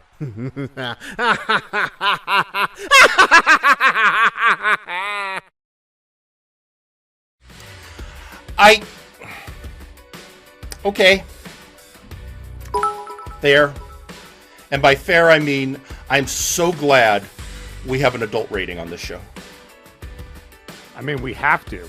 And he's mainly the reason for it.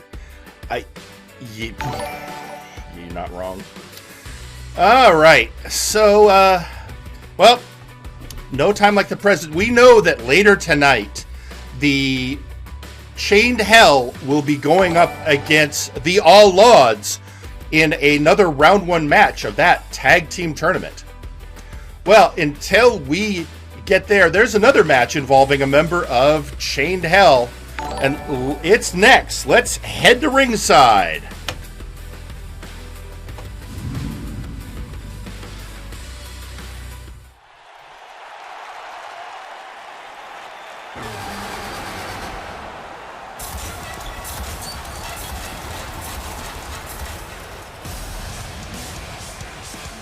The following match is scheduled for one fall. Introducing first, representing Chained Hell, he is the constant nightmare, Constantinople. And Constantinople coming out solo because Chained Hell has a match later tonight. Eric, what do you think about this guy? I think he's been one of the hottest rookies on Warzone since he debuted. I mean, he has made a tremendous impact both in showcase matches. In that six-man tag match, he looked unstoppable, even though his team came up a little bit short. And I mean, this is a guy who's already challenged for the Big Oof Championship, and he gave Bart Ender a run for his money. Yeah. Honestly, joining Chained Hell is the best thing that happened to him. Even though I don't think we've seen them tag very much as a trio.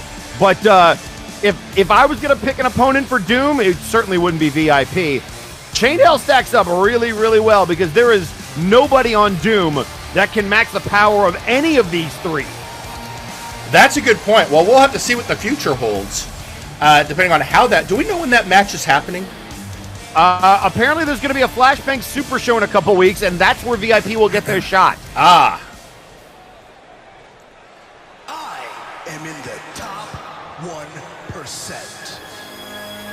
And introducing his opponent, representing Omega Club and being accompanied by Alpha Kong and Kelly, Megablitz X. And here comes one of the two members of Omega Club that now have seniority, and being accompanied by the other one who has seniority, Megablitz and Alpha Kong, the holdovers of what you could best describe as the old Omega Club. And they are ushering the faction into a new era. We just saw last week Gunnar Birch debuted as the new 4th member, so keeping that tradition alive. It's always been the 4 guys with Kelly. Although Kelly has become much more active in the ring in recent months. Yeah. And that makes this a very formidable 5-man team. This is true. 5-person team, I should say. And Whitney Lee with that impressive showcase performance last week. Gunnar Birch looking very good in his return to television. Yep. Even though he came up a bit short against Ignacio Cervantes, and now Megablitz X to go one-on-one with the constant nightmare, Constantinople. Yep. And of course, Alpha Kong and Whitney Lee will be in that tag team tournament. But Megablitz has been pushing for a resurgent singles run, shall we say. Yeah, and I'll tell you what, that is going to be a tough first-round matchup. Omega Club versus the Bell Bros. Oh, yeah. Wait, where's he going? Oh, and Constantinople. What? Look, and the referee is... so Constantinople, immediately, that's a veteran trick, and now back in the ring. Megablitz held up by the ref. That is a veteran move. That's the train. Hey, I'll tell you what, that's got to be the Flame Revenant and Hightower teaching him. Yeah. That was well played. The second the ref stopped Megablitz, he came back in the ring and delivered a couple of forearm shots and now in control of this match. Yeah, it's been Constantinople from the beginning, and this Megablitz has got to kick it into gear. Well played, kid. Oh, right. That's an electric chair, right? Yep, sure. We'll go with that. Yeah. And, it looks like he might have rocked Constantinople a little, having a little trouble getting back up. Oh, and looks like Constantinople was playing possum. I mean, he's definitely getting good at that. Oh, no. And, oh, what a drop kick! Megablitz just got clobbered in the corner in that tree of woe position. Wow.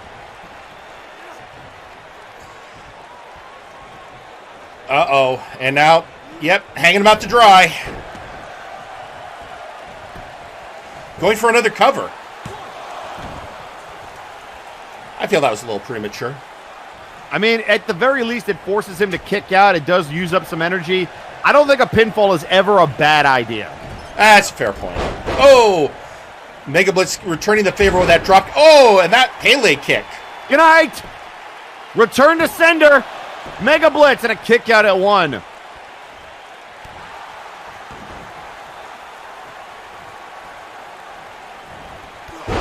And another spinning heel kick. I think it's worth remembering, Megablitz learned at the hands of the master of kicking, Vince Smoke Sanji.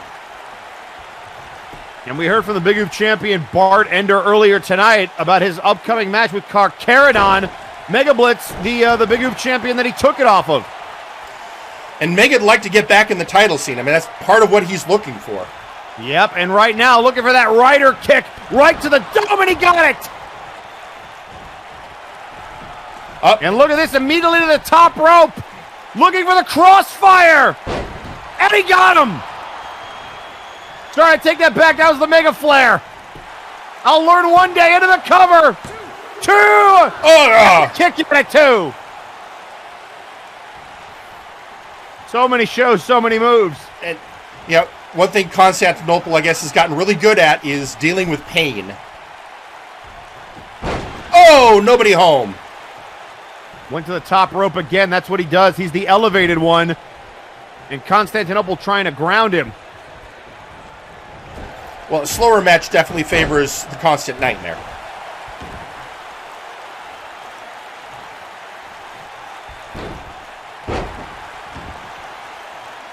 Oh, what's he? Oh. And he wants a piece of Alpha Kong.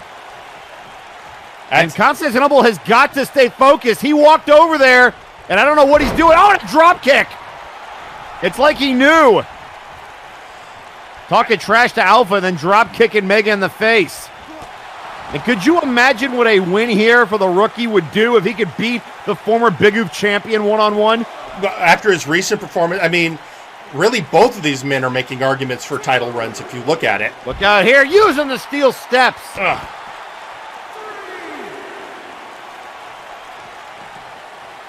Oh, and returning the favor. And Kelly just staring daggers at Constantinople. Can't say I blame her. Hey, guys! Oh, right out in front of us.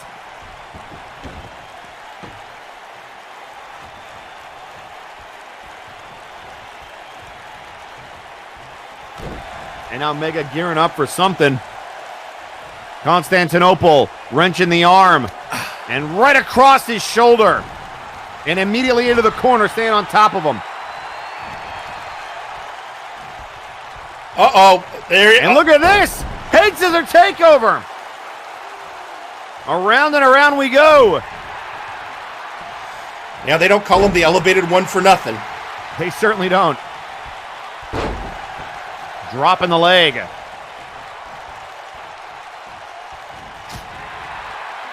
And there's a chop. Looking for that spinning kick, but blocked. Constantinople now trying to use the power advantage. Snap suplex.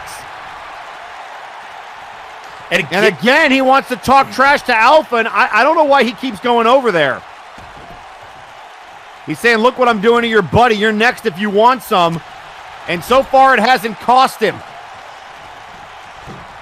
I'm sure that's the infuriating. Oh, oh, look at this. An arm bar on the ropes for leverage. I mean, that's always a good move if you're going for a submission game. But against Megablitz, I'm like, great, go after his arms, but his legs are where you got to worry. Oh, what a move! Constantinople just dropped him, and now Alpha talking trash. And now looking over the choke bomb. Oh! And a kick out. Megablitz wants this. I mean, Constantinople clearly has the power advantage here. But Mega is got determination. He sure does, but this is a bad matchup for Mega. I'm surprised that Warp Fire didn't keep him down.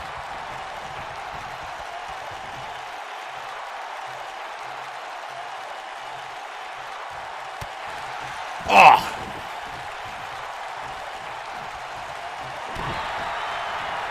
Wait, what's this? Oh! Oh, and he drops the backbreaker. Argentine backbreaker, and that does it. One win for the rookie.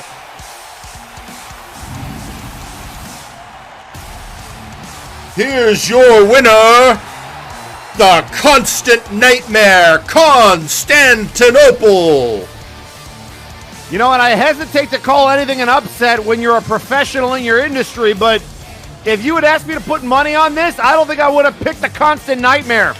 No, I agree. I would have definitely figured it would have been Megablitz, but that Byzantine backbreaker enough to keep him down for the 3 count. What a devastating move. Whew. Well, I mean, congratulations, Constantinople, and I'm sure Megablitz is going to be studying the tape on this one to try and figure out where things went wrong. Well, and folks, coming up next, it's a grudge match. That is Nice Ice called out Maximillian Thunder Thighs ahead of this match this week. The brass made it official. They're about to go one-on-one, and I think we're about to hear from Max, are we not? We are. We're actually going to hear from both of men. We got this tape earlier today, so let's give it a listen. There you are, you son of a... Nice Ice. You know I can't let this slide. It is my job as a locker room leader to show the young guys in the back that this is not okay. That you, Max, cannot betray the trust of the people who are willing to fight with you. You know those kids want nothing more than to be like you, Max. Think about the example you are setting.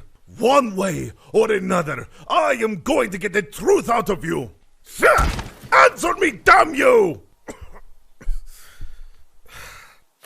Take this. You beat me, you open it. What is this? Some kind of letter? Fine, you have my word. I'll only open it if I beat you. Thank you. I didn't want our second match to go down like this. Good luck, Nice Ice. I'll see you in the ring. So let's go down to ringside. I'm really curious what's in that envelope. Note to self, never piss off Nice Ice. Yeah, good plan. Good plan. I am in there. The following match is scheduled for one fall. Introducing first, he is the Cyber Siberian Nice Ice.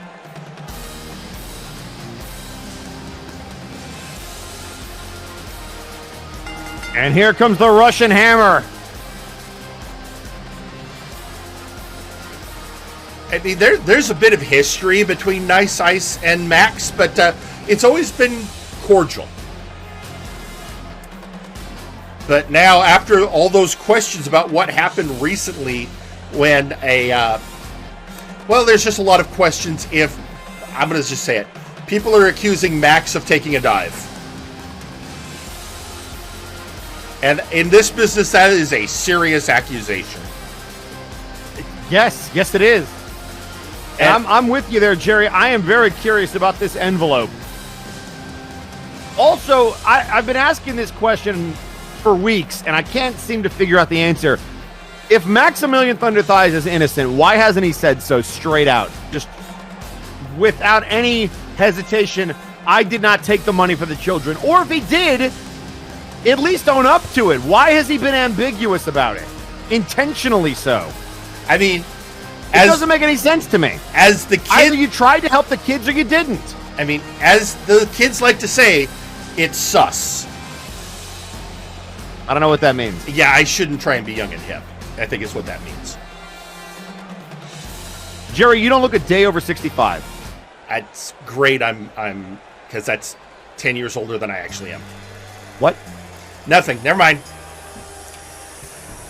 And introducing his opponent, Maximillian Thunder Thighs.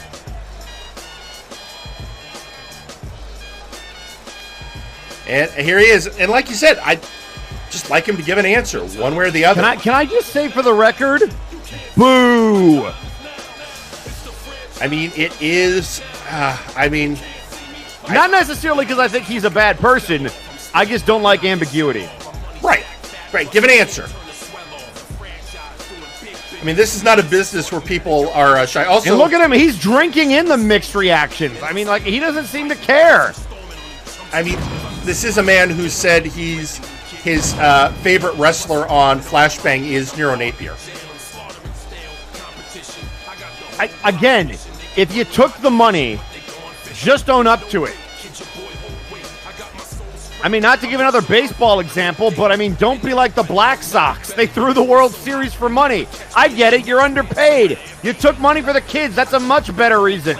I'm sure people will forgive you, but now you're just making it worse. I mean, yeah. Tweeting out on social media, Burnout Vaughn of all people, because we don't answer to a sports commission. So Max accepting a bribe to lose a match isn't against the rules, and he isn't beholden to justify himself if he doesn't want to. At least that's what I can think of off the top of my head. Yeah, but Burnout, there are people that he has to answer to. They're called the Brass. I work for them. Yeah, if you're going to start throwing matches, the Brass is going to have some words with you.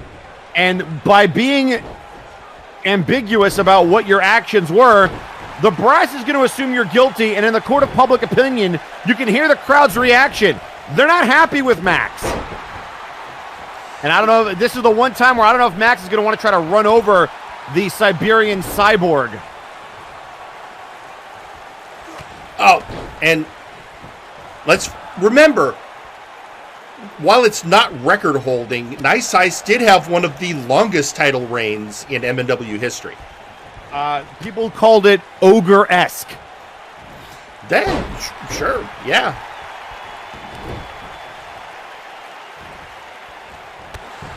And I'm sure Nice Ice, if I were Nice Ice, I'd be wanting to concentrate on maybe another title run, but instead he is, as he put it himself, standing up as a locker room leader.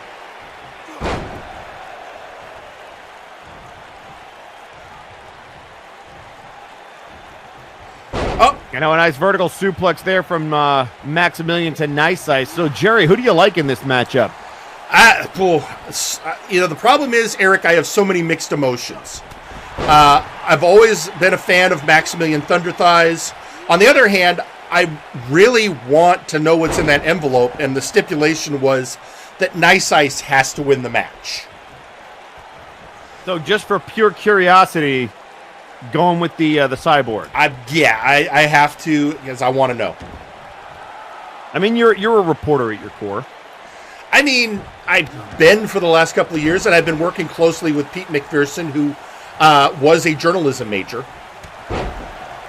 I mean, Pete's a good guy. He needs to just have a little bit more confidence. He's working on it.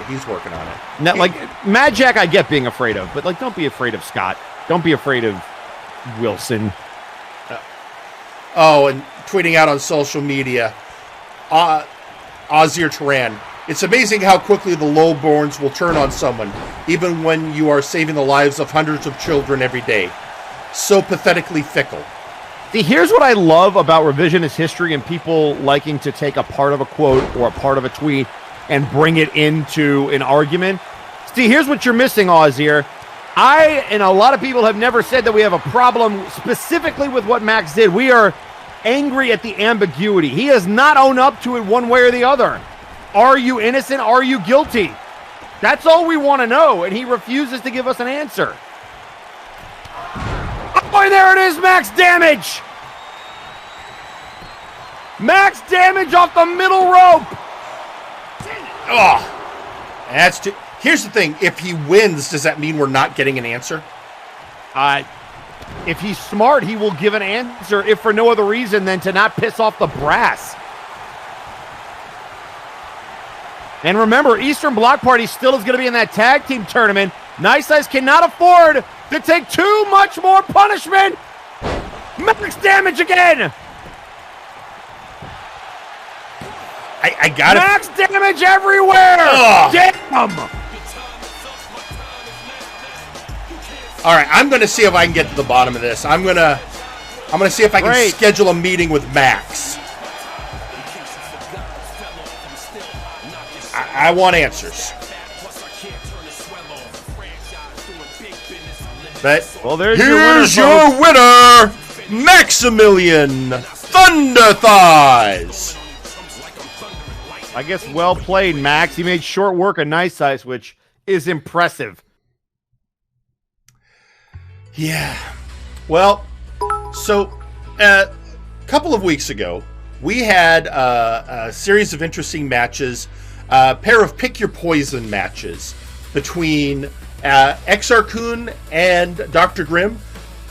XR Kun sending surprisingly the creation against Dr. Grimm, and Dr. Grimm. And it worked. It did, but what else worked was Dr. Grimm setting fear strikes, XR Kun's former apprentice, after him. And now we're going to hear from the Sith Lord about that situation. Competition, conflict, war. The best way to learn the heart of oneself and the heart of others is through violent confrontations. And over the years, we've perhaps had the most good doctor. That is why we knew exactly how to take each other down. Why we knew exactly how to make the other fall. Grimm, I knew exactly how to stop you. I knew there was an abomination in the Force that was the perfect answer for the darkness you prescribe. But you knew exactly how to stop me, my former apprentice. Fear strikes. I always knew you would beat me. I always knew you would surpass me one day. For that, I commend you. And I thank you genuinely. I thank you for showing me how far I have fallen, for showing me how complacent I had become. Even over the course of just a few weeks, After Multivania, I let myself rest. I let myself enjoy my victory. Let myself wallow in the peace I had earned. But peace is a lie. There is only passion. I had wrapped myself in the chains of complacency. I had grown weak with the perception that I was unstoppable. You reminded me. You reminded me of the tenets that should always be my guide. You reminded me that no matter how strong I feel, my connection with the Force can always grow deeper. So thank you, Thank you, Terra Angel. And thank you, good doctor, for reminding me of the chains I must now break.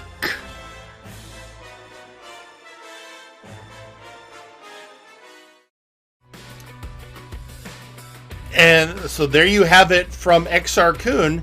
Well, now let's head down because Dr. Grimm has his own piece he'd like to say about the recent events.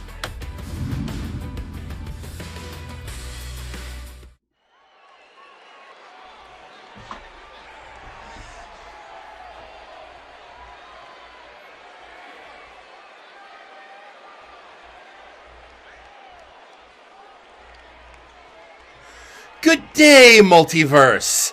How are you all? Yes, you all know who I am. No introductions necessary, unlike my fellow scientist who likes to introduce himself at every given opportunity. But since he's come up in conversation, let's address that. I'll give you credit, XR. You did find the one match that I couldn't prepare for. You sent the work of Dr. Vincent Caliban, his son, Christopher, after me. Well done, because of course, that beast was able to best me.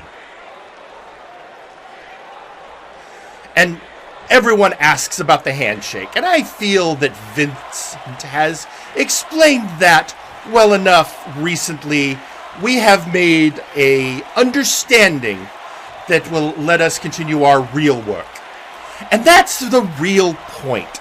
That's the real takeaway from all of this.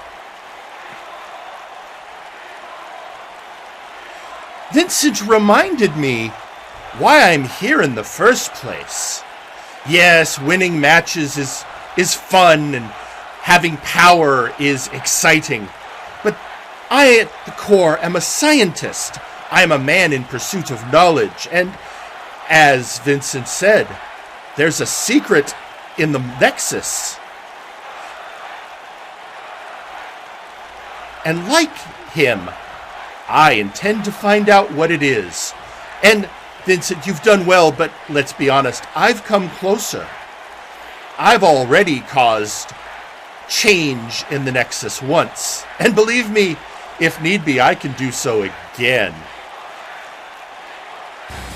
So, XR, we'll get back to our business soon enough, I'm sure.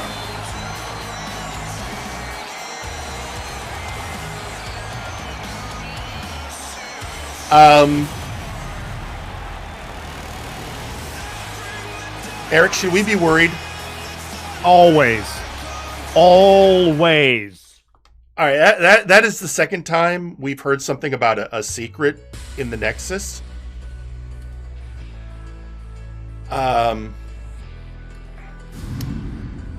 Whew. All right, well, in the meantime, social media has been blowing up after that match between Maximillian Thunder Thighs and Nice Ice. We've heard from Lawson. I must stand up for my friend Max. I don't believe the Max I know would do something I didn't think was for the best. And then Graven, the chocolate zombie, tweeting out, I won't fault Max for doing the wrong thing for the right reason. If the brass want to punish him for following his gut, then they're the problem. Well, that's Graven all over. And then Max himself tweeted out, Oh, this is... Max tweet says, like, we don't know. Guess I'm just the bad guy then. Max, that's not an answer. Max. Yeah, that's just a cop-out. Max, we want to... We just want to know, Max, where we want to know. Well, I guess we'll just have to find out. Now, question. I mean, we've heard from a lot of the tag teams that are going to be in this tournament. Mm-hmm. Have any others put out any kind of social media posts or have grandiose speeches that they want to give before we get to this tag match? Well, yes. Actually, since you bring that up, there is one team that. Well, I don't know if I'd call it a statement. Let's hear now from Meme. Oh, Malice, do I really have to do this? Registration is required. Look, I know you want to go get the tag belt. Especially after what happened with the last tournament where we were so close to be officially double champs. But why? Why do I have to go in there? Registration is required via HR. Alright, I'll go. Somehow I think this is punishment for what happened with Grizzly. Which I'm still pissed about, by the way.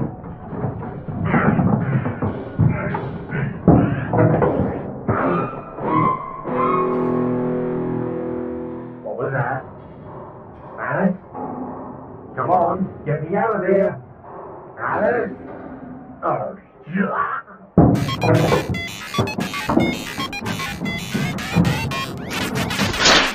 Malice, why aren't you helping?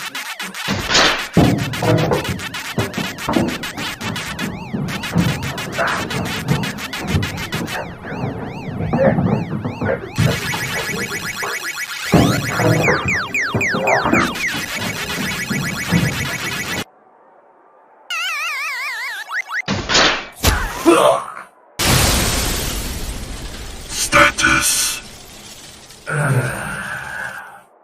Our registration for the tag tournament is being processed. Happy?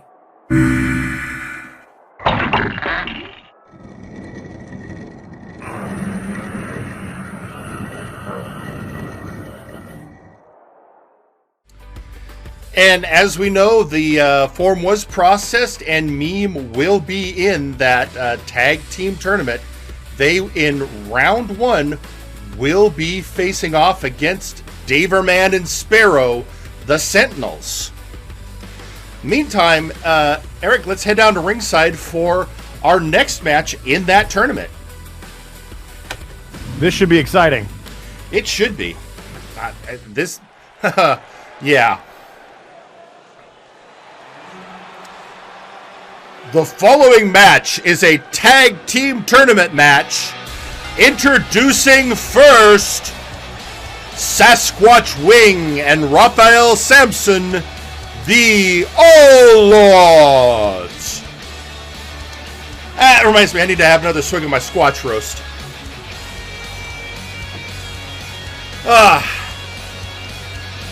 I mean, these two, they're staples in the tag team division. Squatch, of course, being the Battleground champion. And I think in most cases they'd be the odds-on favorite in a matchup, except considering who they're facing first.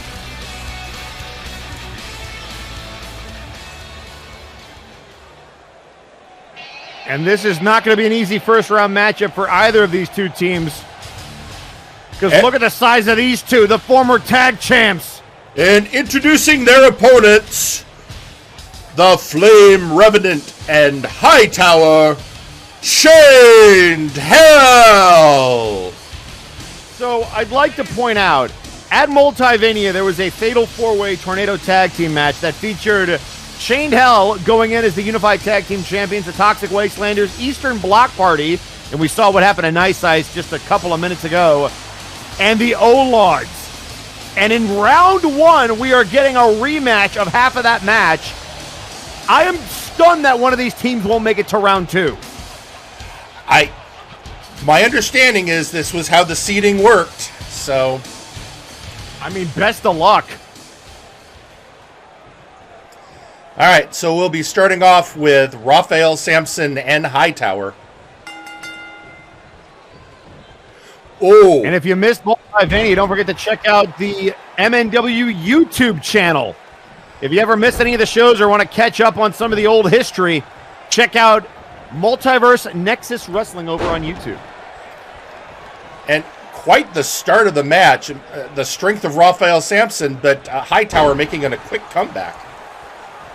And I'll tell you what, the Lawds have got to be heavy fan favorites. They are one of the oldest tag teams in MNW, and they have never held championship gold, whether that be singles gold or tag gold.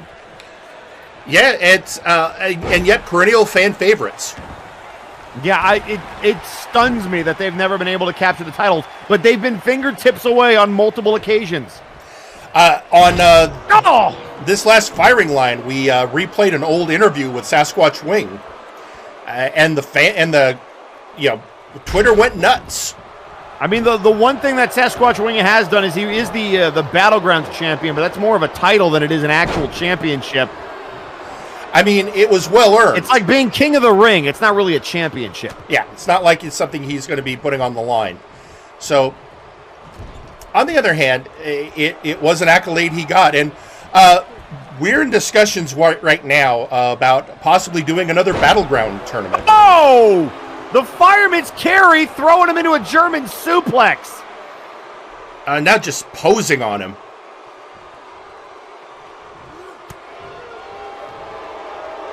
And if I'm not mistaken, Chain Hell is the longest reigning Unified Tag Team Champions in the history of this company. I do believe they held it up until their run. It was a bit of a hot potato.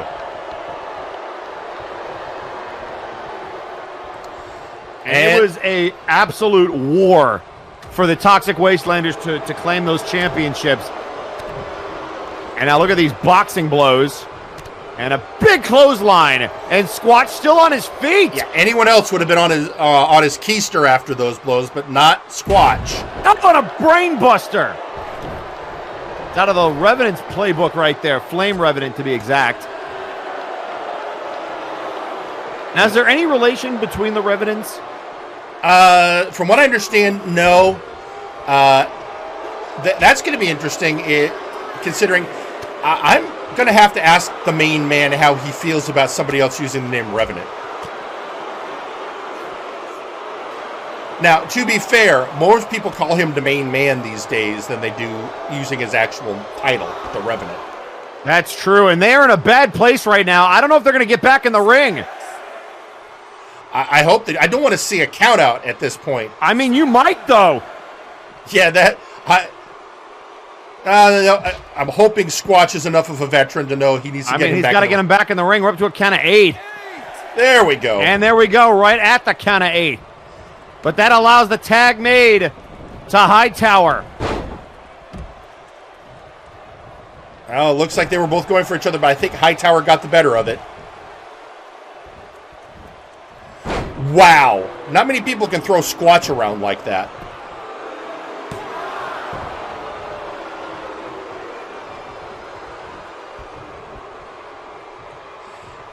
And now it's... Oh, what? Look at the power of Hightower.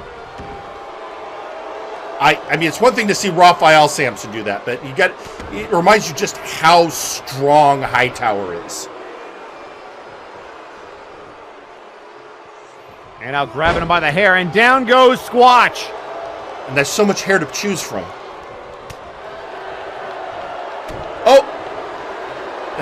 Oh, a stunner and then a clothesline over the top rope.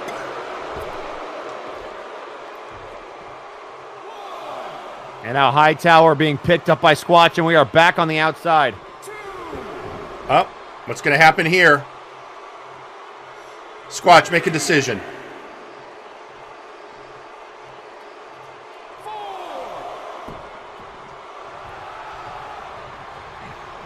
And now Hightower catching a right cross from Squatch. There's the scoop slam, and now look at this, headbutt ya. Whoa, I forgot he did that at times. That's pretty much just a flex. And now look out here, look at the splash. Oh, he missed. Oh, he misjudged it. Hightower was a little close to the turnbuckle, but he's going to try it again. I mean, Squatch, are you sure you got it this time, buddy? I don't know if I would do this again. Oh, my God. Squatch, move him. Squatch, you can just move him. All right. Okay. This is the epitome of crazy. Oh, my God. Squatch, stop. Squatch, don't hurt yourself. Oh, there we go. Now he figured it out. There you go. Just change the angle. And then kick him down, and there you go. Yeah. All right, I'm sure I can hear him. I don't know if he actually moved him. Well, we're about to find out. He just turned him around. Oh! There it is. You know, at first you don't succeed, try again. And now into the cover off the big splash. For Revenant's right there. All that work for nothing. Well, I'm sure Revenant's regretting it a little bit right now. Uh-oh. Yeah. Squatch is... Samson just took him out, and now it's 2-on-1. And I think I just saw Squatch building up the blood rage. Yeah. Wait, is he... Oh, God. Oh, yeah, he's going, but look at Hightower getting back to his feet. Oh, and the elbow reversed.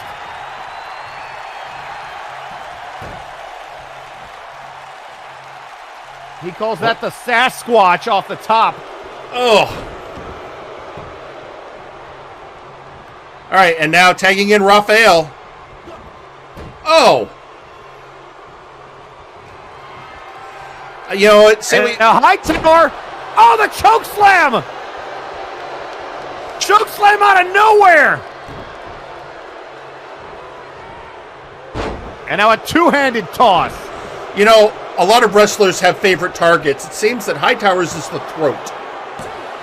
Yup, and a kick out by Samson, staying alive.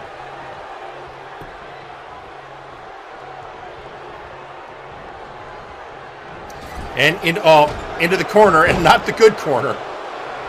Up, calling for it.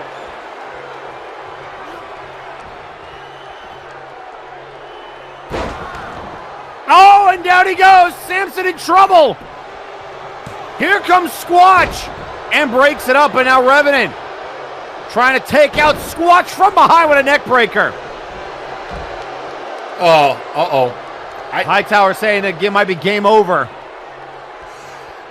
The way he was standing, was he mocking Raphael? I sure think he was.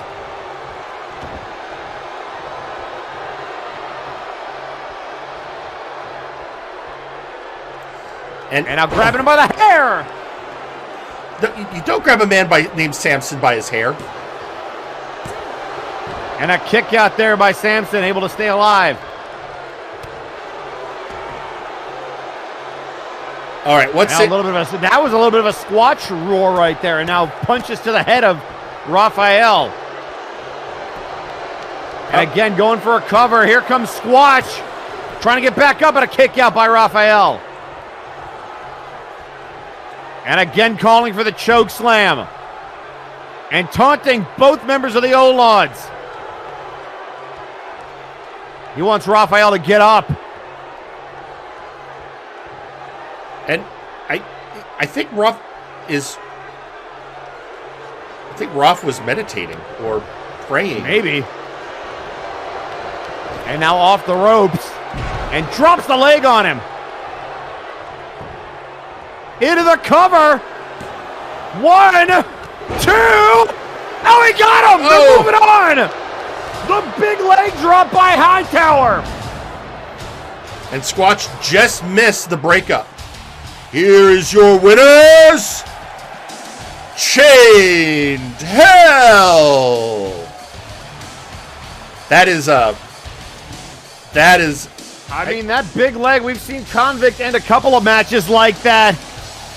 And the Lawds have got to be disappointed out in the first round.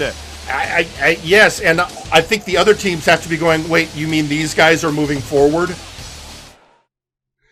I mean, when you think about it, that's got to be worrying. And ladies and gentlemen, if you could believe it, it's already main event time. It has been a crazy day. You know what? For my first day in this new position, it has been a crazy show. We've seen so much happening, so many great moments. But now, yeah, it is time for the main event. It is time to decide who will be facing McMorgan for the Warpgate Hardcore Championship. And we know McMorgan wants to be a fighting champion, which, great on you, McMorgan. And we know that, but we also know next week is going to be Carcharodon facing Bart Ender. So I guess we'll have to find out when that match is going to happen once it's decided. All right, but let's enough of that. Let's take it to ringside. Well, I had a question for you. Yeah? Do you have a pick in this match? Ooh, I kind of do. But we'll get to that in a moment. The following match is a triple threat match. Extreme Rules set for one fall. Introducing first, Lade Hireold. I gotta say, I'm liking the new look. Yeah. And, yeah, Extreme Rules makes sense for a match like this. And Hireold has, of late, been making a resurgence, as it were. Is he singing along with his song? Possibly. I mean, it's a good song.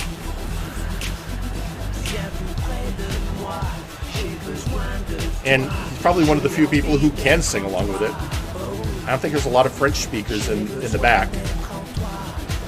I mean, that's fair. Although, he's not really French. Well, he's French-Canadian. Exactly my point. That's okay, fine.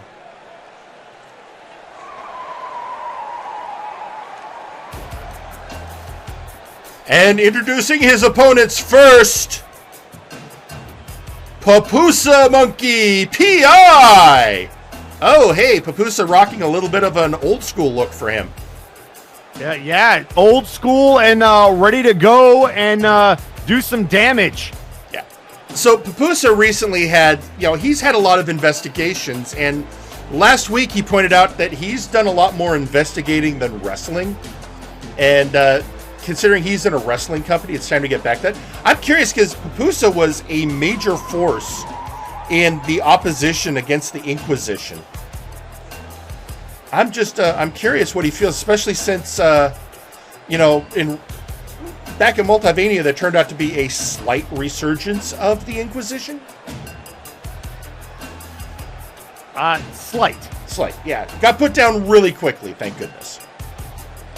We don't need to go through that again. We really don't, no. Once was enough for a lifetime. But, so here's Pupusa, and what a better place for him than the hardcore division. Also, I slid you a little note there, Jerry. Did you? Yeah, go ahead and read it whenever you get a chance. I just, this is how I operate with Rabbit, too. We pass notes back and forth like we're third graders.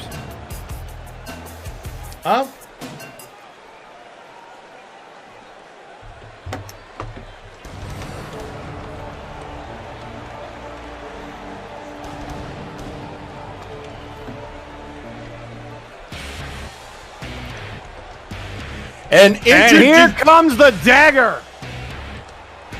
And introducing last, the Dagger, Dagarik. A man who is as hardcore as he gets. A man who has a win over McMorgan. And now with an opportunity. Can you believe that the last time this man held championship gold, it was a member of Rhythm and Blues?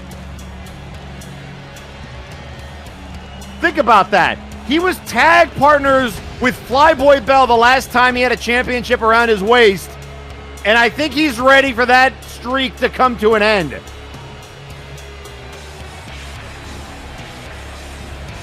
That's a good point.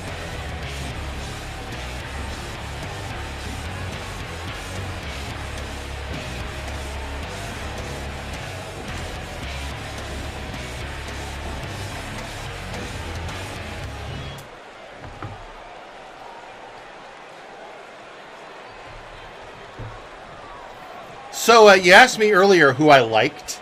Yes. Well, the answer is I'm really favoring Dagarik here today. You know what? I'm going to go with a sleeper pick.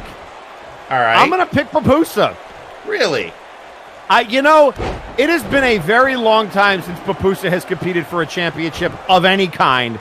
And it's just one of those situations where I feel like he's due. He's done so much work behind the scenes to solve all these different crimes, and now he actually gets to focus on the thing he was hired to actually do, which is wrestle. I mean, fair point. So, guess that's in both our cases we're leaving poor Lade Hireold out in the cold. Well, I mean, he's already had a one-on-one match against McMorgan, so it's hard for me to pick him in this match because as resilient as he was, he couldn't get the job done against McMorgan. So even if he does win this, he's behind the 8 ball. That's fair. And now look out here, backbreaker there from Pupusa. But again, Hireold might be the angriest and most determined in this matchup. And another guy who, he would fit right in with Legion. Feels like maybe he's been overlooked a little bit. And now where's he going? Well, right as I say that, here goes Hireold looking for the heavy artillery. All right, well, and this is an Extreme Rules and it's match. A table. Oh, did he? Yeah, he just slid it into his ribs. And now laying him on the table. Look out here, Hireold into the ropes. Whoa, that was a slick move. And we have a message out from our hardcore champion, McMorgan, saying, I don't care who wins this fight, only that they don't make a piss-poor showing. Wow. You win one championship, and all of a sudden you think you're the king of the world. I mean, yeah. We've seen that before. Excellent. Dagarik with a jawbreaker there, able to get back to a vertical base, and now putting the boots to Pupusa and face first into the mat. And that's the thing about triple threat matches. You got to pick your spots wisely. Look out here. Oh, I thought he was going to dump him on the table with just a right hand there to Dagarik. Oh, and stretching out his arm. I'm just curious if this table's going to come back into play. I mean, it's going to sit there for a little while, but it's in the ring, which is a dangerous place for any weapon to be. It is. And now look at Pupusa trying to steal it. Look at a pin and a submission at the same time. How would you call that? I have no idea. Oh, looks like... Oh, he just threw him into Pupusa. Pupusa looks like he's a little stunned right now. He sure does. And now grabbing the table and throwing it to the outside. I don't know if that's a wise decision. Yeah, me either. I think he thought better of it. And now Dagarik back to a vertical base.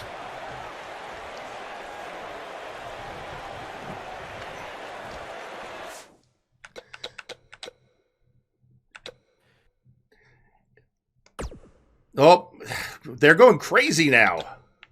Well, Dagarik and Hireold fighting it out.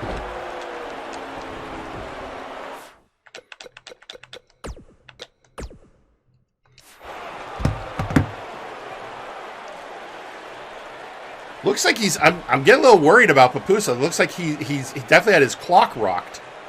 He sure did, and he's just trying to shake it off. Well, ladies and gentlemen, we're gonna have to see what's happening there, but we'll be right back after this message. Don't go anywhere. Feel the warm, milky, healing, Jesus-powered goodness that is Lactatanks. Step inside or be thrown in forcibly by registered Anon after you've gotten the shit beaten out of you by multiple people in one wrestling match. We swear nobody has ever died in a Lactatank. What is the lacta made of in the Lactatank? We have no fucking clue, but we enjoy it anyways, and you will too. Lacta tanks, come feel our warm, creamy, healing Jesus goodness. And we're back, ladies and gentlemen. So, and while we were on our commercial break, Dagarik putting Pupusa Moneky through that table. An absolutely devastating display, and he's finally back up on the apron. And now it looks like Pupusa's finally shaking that off, getting back in the ring. Well, I mean, when you get put through a table, I mean, that ends careers. It does, although, thank goodness it's one of those Lowe's evaporating tables. Oh, well, I mean, yes, obviously. And it wasn't on fire, so he survived. That's true. That being said, the Lacta tank might be in order. It's funny that that's the commercial that came up in rotation. Sure did.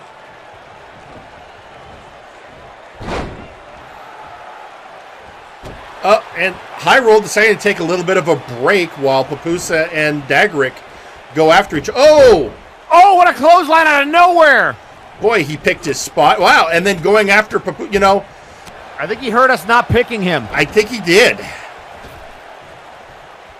And now again going for the hardware. First it was the table, which Dagarik took advantage of, and now he's getting another one. A second table in this match. I mean, I guess he wants to be the one to put somebody through. I mean, that's fair. Oh, and down goes both men. That was a well-picked spot by Dagarik. And that's the thing about a triple threat match. You have to have eyes in the back of your head. And now going for a quick cover, Pupusa kicks out. Right. I've got an odd one for you, Eric. We're getting a tweet on social media from Burnout Vaughn. Oh, at a table! Oh! Speaking Neckbreaker on the table. Yeah, speaking for my associate while he's on vacation, we hold the legal trademark for the Revenant. We just haven't pursued any action against Flame Revenant because the main man reserves all his legal fees for fighting his ex-wives in court/gladiatorial combat. Yeah, that fits. Yeah.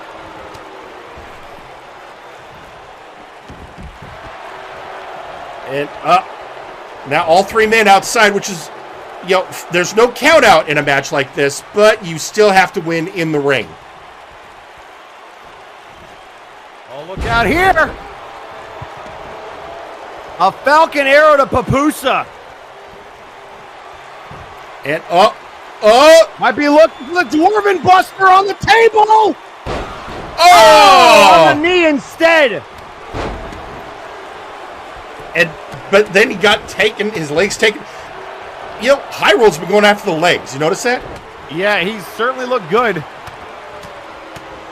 And now body blows. Hireold's also... Again, now he's got the table. Oh, wait a minute. What's he... Oh, goodbye, Pupusa. And now he's done with it. Well, he was trying to get away from Dagarik. I mean, Oh, and that didn't work. I mean, I too would run from an angry dwarf. It's true. Pupusa just got clobbered with that table. Uh-oh. And now Hireold might be about to feel its wood. He's got him up. Oh, down he goes. And then, all right back with Pupusa in the ring. This is a good move. You want to whittle it down to one opponent and try and get as much advantage as you can till the other guy comes Well, Hireold just got taken out by that Dwarven Buster. Now Pupusa going for the heavy lumber. Dagarik says, where do you think you're going? Where is he? Heel steps, but that's not going to work either. You Yeah. really got to pick your spots. Yeah, Pupusa saw that coming in and was like, nope. Not today. And off the ring post. That is brutal. Right now, whatever you got to do. I mean, we're seeing Lade Hireold show the necessary aggression to be a Warp Gate hardcore contender. And these three have been beating the absolute hell out of each other, even as Dagarik takes some time. And that's, you got to be careful because you saw it right there. Luckily, he kicked out. But if you turn your back on somebody, oh, wait here, the cuffs! The cuffs on Dagarik! Pupusa with the cuffs on Dagarik! I mean, this is a good timing call by Pupusa. Hireold stunned. Oh, and able to break it up. Hireold probably just saved Dagarik. Not to mention his own chance at the title. I mean, both can be true at the same time as Pupusa looks to knock out Dagarik. And, oh, another kick out. Oh, my goodness. This has been bonkers. I mean, this has been a nail biter. You know what? I'm glad I was convinced to make this match. You can't ask for more out of a main event. And right now, Pupusa and Dagarik going at it, and here it comes Hireold back into the ring and knocking him down.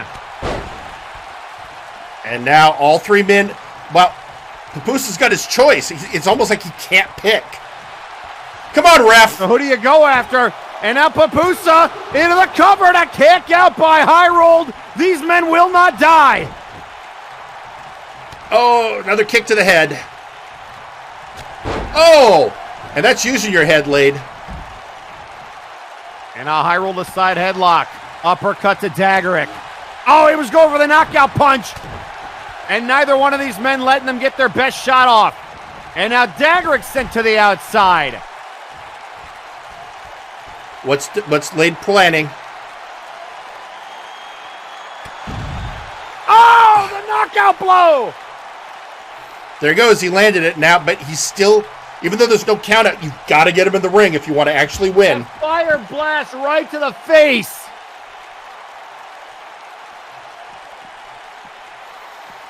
Oh, I think he's going for the, no, is he? He's going, ah. Oh, and here comes Pupusa. Again, no countouts, no disqualification, anything goes, but you got to pin them inside the ring. And now Hireold sent to the other side. And now it's Pupusa and Dagarik with eyes for each other. I mean, again, yeah, you got one man down, but you've got to deal with the man who's up, otherwise you're going to pay for it. And now forearm shot, big uppercut, a chop, return to sender. Oh! And now look at these body blows. Oh, it reversed it. And now sent to the other side of the ring. Yeah, but in the meantime, Hireold got back to his feet. But you're noticing Pupusa was all over it. Yeah, he's all over it, and a shoulder breaker. I mean, that's his veteran ring awareness coming into play. People forget Pupusa Monkey's been around a long, long time. And now elbows to the head. Pupusa doing damage. All three men back in the equation. And the knees! Yeah, Dagarik more than content to let them deal with each other before getting involved. Ah! Faymaster on the outside. All right, where are we going? Come on, you know how this has to... Oh! Off the ring post.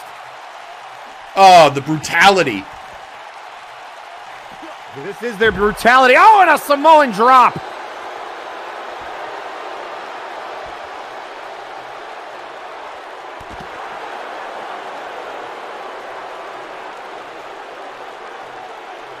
And now look out here, face first off the ring post. Dagarik has been on a roll.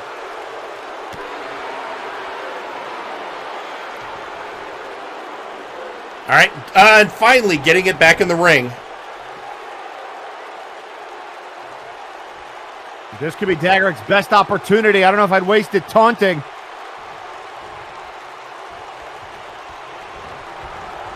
Ducks underneath. Shoulder check. Shoulder check. Hireold starting to stir. Dagarik looking for this spin-out powerbomb. And he doesn't see Hireold, or does he? No, right hand. And another one for Hireold. Oh, the Falcon Arrow! The Falcon Arrow takes out Hireold. Dagarik looking for the Dwarven Buster. Oh, if he hits this. Could be the new #1 contender. Pupusa goes down. Into the cover. Hireold down. Pupusa down. Oh! He kicked out. Pupusa kicks out of the Dwarven Buster. And now he might face the Tombstone Pile Driver. Oh! And it connects. Hireold's still down. Can he get in? It's your one chance, Dagarik. 2! Oh! It Got it, 2.5. Pupusa will not go quietly Dagarik into behind. the night, and here comes Hireold. Oh, I thought he was going to pay for that taunt, but he saw Lade was right there. And he laid him up. And now trying to pin Hireold. Maybe he'll have better off the stun gun. Shades of stunning Steve Austin and a kick out. All right, bringing him back up. And now it's Dagarik's turn to lay out Lade Hireold. Pupusa getting back to his feet. And look at this, the athleticism of the Dwarven Prince. That was a great lion salt. Uh-oh. Oh, and he's got him. This tombstone stretch. Oh. Classic Pupusa. Oh, and that's it. And he's tapping out.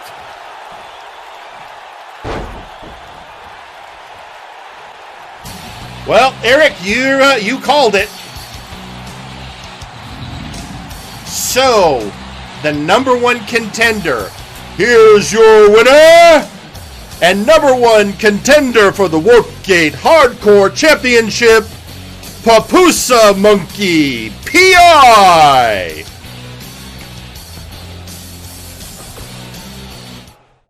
Wow.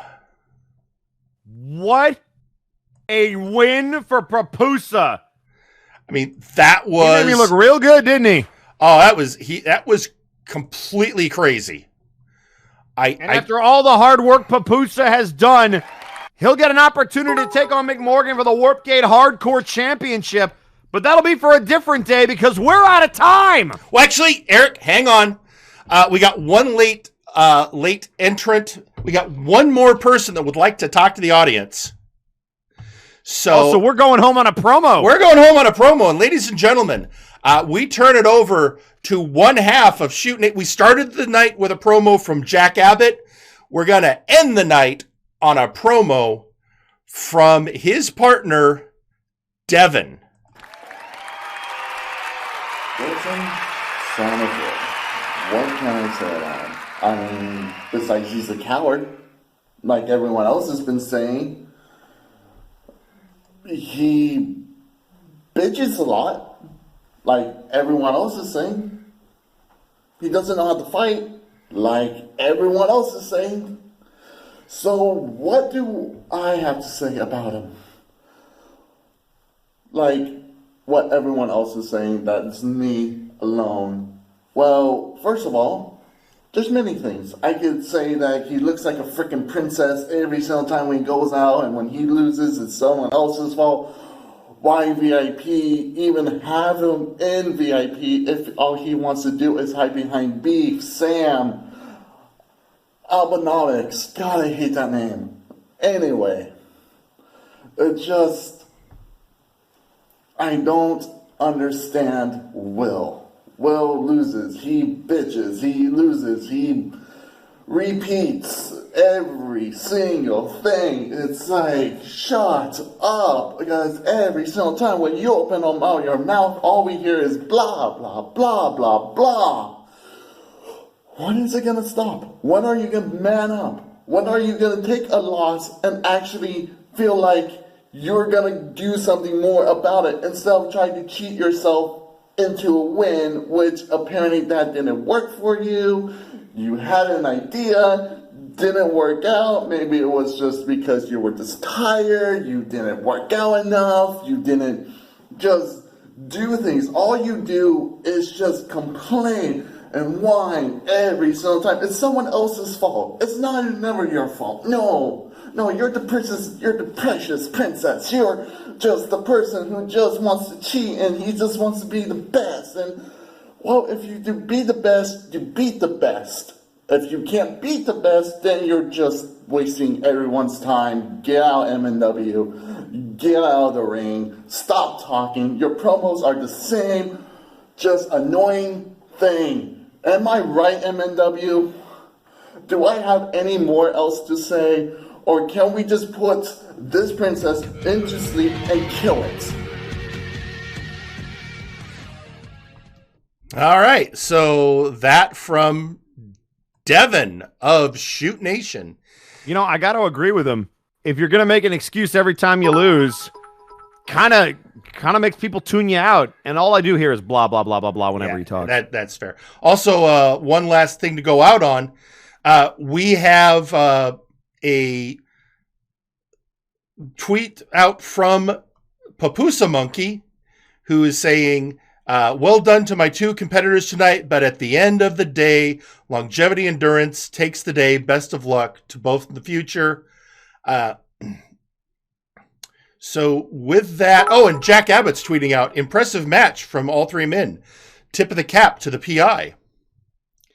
And so with that, I think we are about done, Eric.